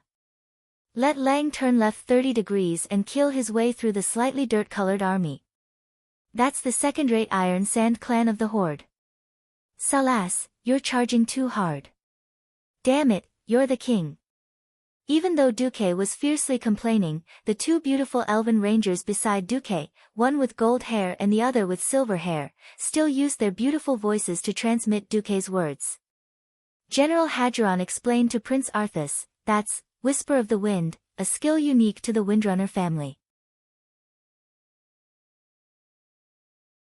It can transmit one's voice with the wind and reach a specific person's ears within a few miles. So powerful. Then can I hire some elves who know, Whisper of the Wind, to be my vassals? Hadron's face was full of embarrassment. I'm sorry, but there are currently only 4 Windrunners who know this skill, and they're all direct vassals of Lord Marcus. I see. Arthas's face was full of regret. At this time, the situation of the battle changed again. After the Alliance's cavalry attacked the orcs' rear, they returned to the vicinity of the lake, and the city's defenses were activated once more. Even though the continuous attacks made the orcs lose their bearings, they were unfortunately not many, but they were extremely elite. A row of orcs with the strongest physiques charged in the direction of Salas's Highland Knights. Salas was more cautious, and he charged towards the right side of the line of soldiers. The result of the cavalry's charge shocked Salas. After losing their lances, the cavalry no longer had any mid-range or long-range weapons. Normally, no one would be willing to collide with a galloping warhorse. Obviously, these 8-foot-tall orcs were an exception. Regardless of whether they chopped down or swung up, their huge war hammers could disregard the nearly 1-ton weight of the riders and their horses, and the terrifying force of the impact. In an instant, both riders and horses were sent flying. You're tuning into the Blissful Bookshelf YouTube channel. We're so grateful for your support, and don't forget to subscribe to join us on this incredible journey through captivating stories. Your generosity through donations truly makes a world of difference, as it's the primary source of revenue that allows me to expand and enhance this channel for you. Thank you from the bottom of my heart for being a part of this adventure.